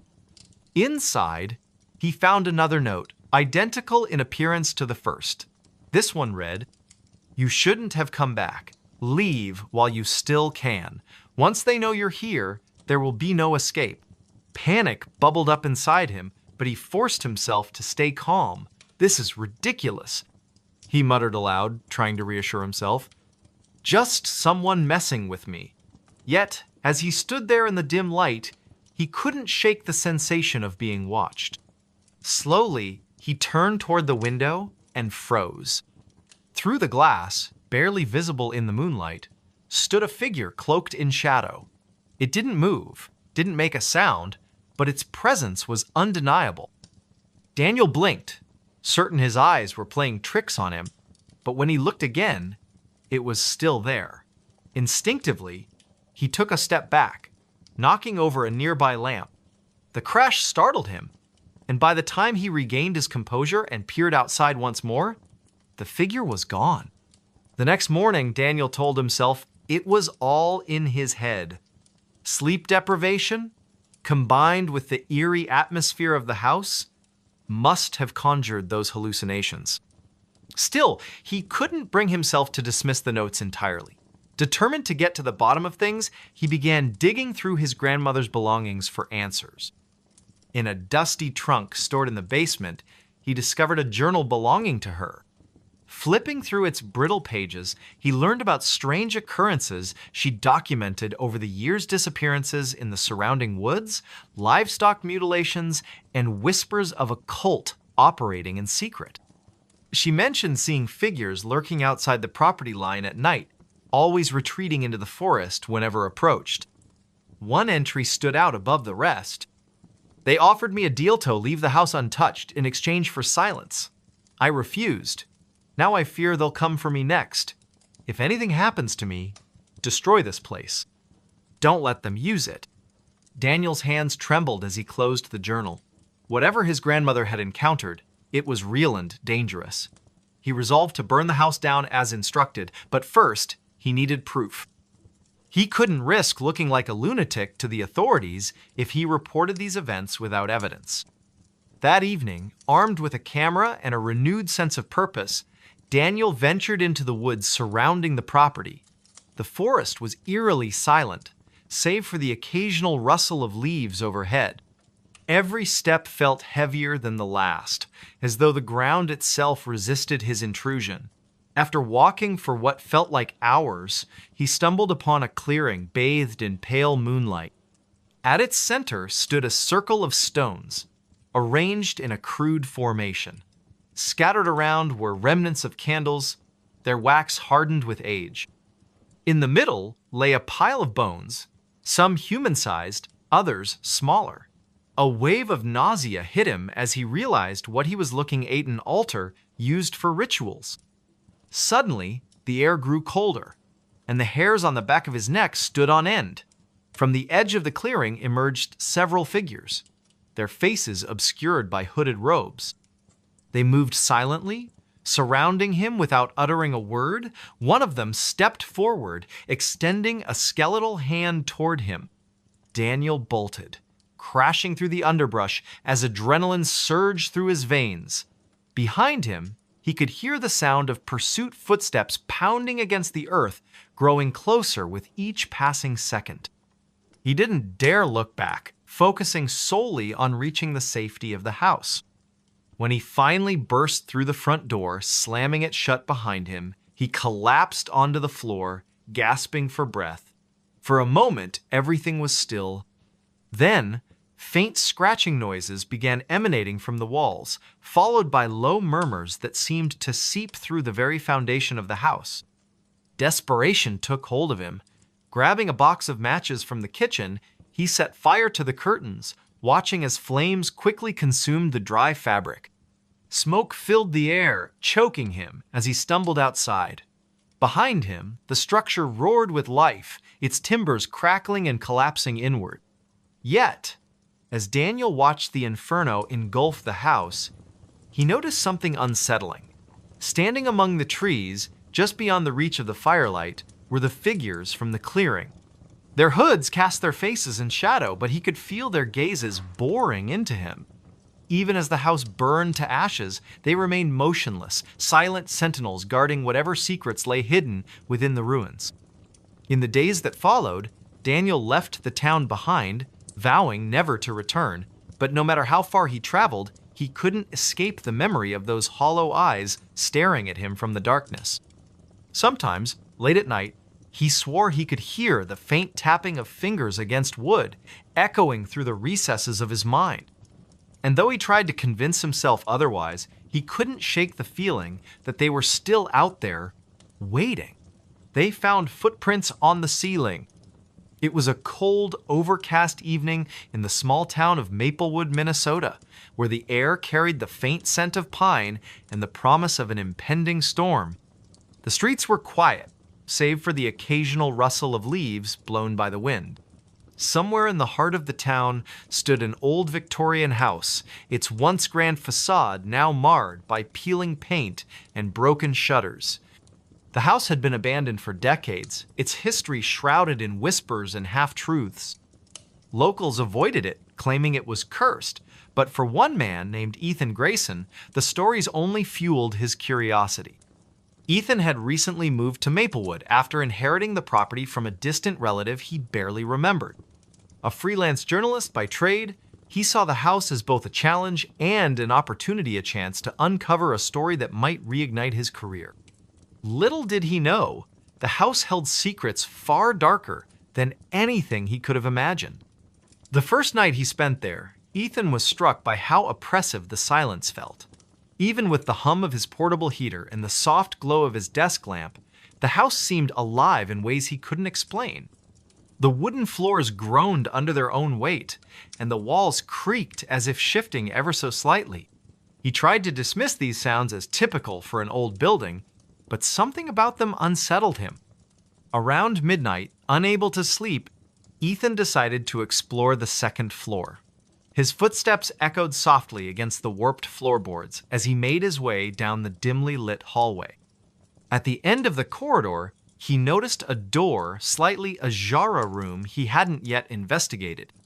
Pushing it open, he found himself in what appeared to be a child's bedroom, though it had clearly been unused for years. Toys lay scattered across the floor, their colors faded with time, and a dollhouse sat in the corner, its tiny furniture covered in dust. As Ethan stepped inside, he felt a sudden chill run down his spine. The air in the room was colder than the rest of the house, almost unnaturally so. He shook his head, chiding himself for being overly imaginative, and turned his attention to the ceiling. That's when he saw them footprints. Perfectly imprinted into the plaster, they trailed across the surface as though someone or something had walked upside down. His breath caught in his throat.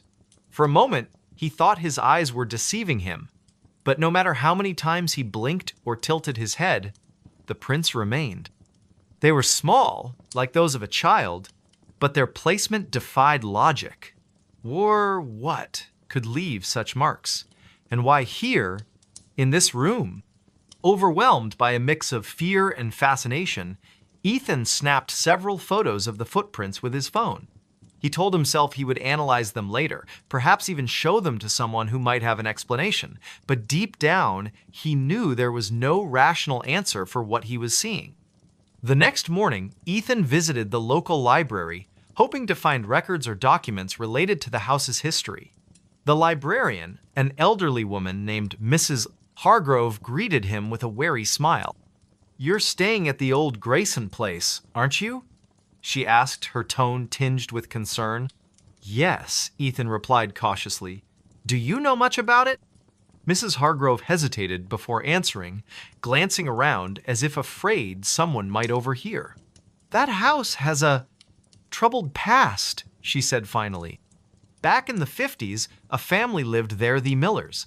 They had a daughter, Emily, who disappeared one night without a trace. Some say she ran away, others believe something unnatural took her. Ethan's stomach tightened. What happened to the family? They left soon after, Mrs. Hargrove continued. Couldn't bear to stay in the house any longer. People claimed they heard strange noises coming from upstairs, footsteps, laughter, crying, but no one ever saw anyone. After that, the house sat empty for years. Armed with this new information, Ethan returned home, his mind racing with possibilities. Could the footprints belong to Emily? Was her spirit still trapped within the house? Or was there something else entirely at play? That night, determined to get answers, Ethan set up a voice recorder and a camera in the child's bedroom. He positioned the equipment carefully, making sure to capture every angle of the room, then retreated to the hallway, leaving the door cracked open just enough to keep an eye on things. Hours passed uneventfully, lulling Ethan into a false sense of security. Just as he began to nod off, a loud thump jolted him awake. Heart pounding, he rushed back to the room and froze at the threshold. The footprints on the ceiling had multiplied, spreading out in chaotic patterns. Worse still, fresh scuff marks now marred the walls, as though something had clawed its way across the surface. A low, guttural growl emanated from the shadows, sending a shiver down Ethan's spine. He reached for the flashlight clipped to his belt, but before he could turn it on, the room plunged into darkness. The cameras and recorder went dead simultaneously, their screens blank and lifeless. "Who's there?" Ethan called out, his voice trembling despite his efforts to sound brave. There was no response, only the sound of heavy breathing growing louder and closer. Slowly, he backed away, his eyes straining to adjust to the pitch blackness. Then came the footsteps, not on the floor, but above him, moving deliberately across the ceiling. Each step resonated through the room, accompanied by a faint scraping noise that made Ethan's skin crawl. He stumbled backward, tripping over a forgotten toy and landing hard on the floor. Suddenly, the lights flickered back on, revealing the room exactly as it had been before untouched, save for the additional footprints now covering every inch of the ceiling. The cameras and recorder sprang to life again, their displays blinking erratically. Desperate for answers, Ethan grabbed the devices and fled downstairs, locking himself in the kitchen until dawn. When morning finally arrived, Ethan reviewed the footage, hoping to find some clue about what had happened. To his horror, the recordings showed nothing unusual, just static-filled frames and garbled audio. Yet, amidst the distortion, he caught glimpses of movement too quick to identify, shadowy figures darting just out of view.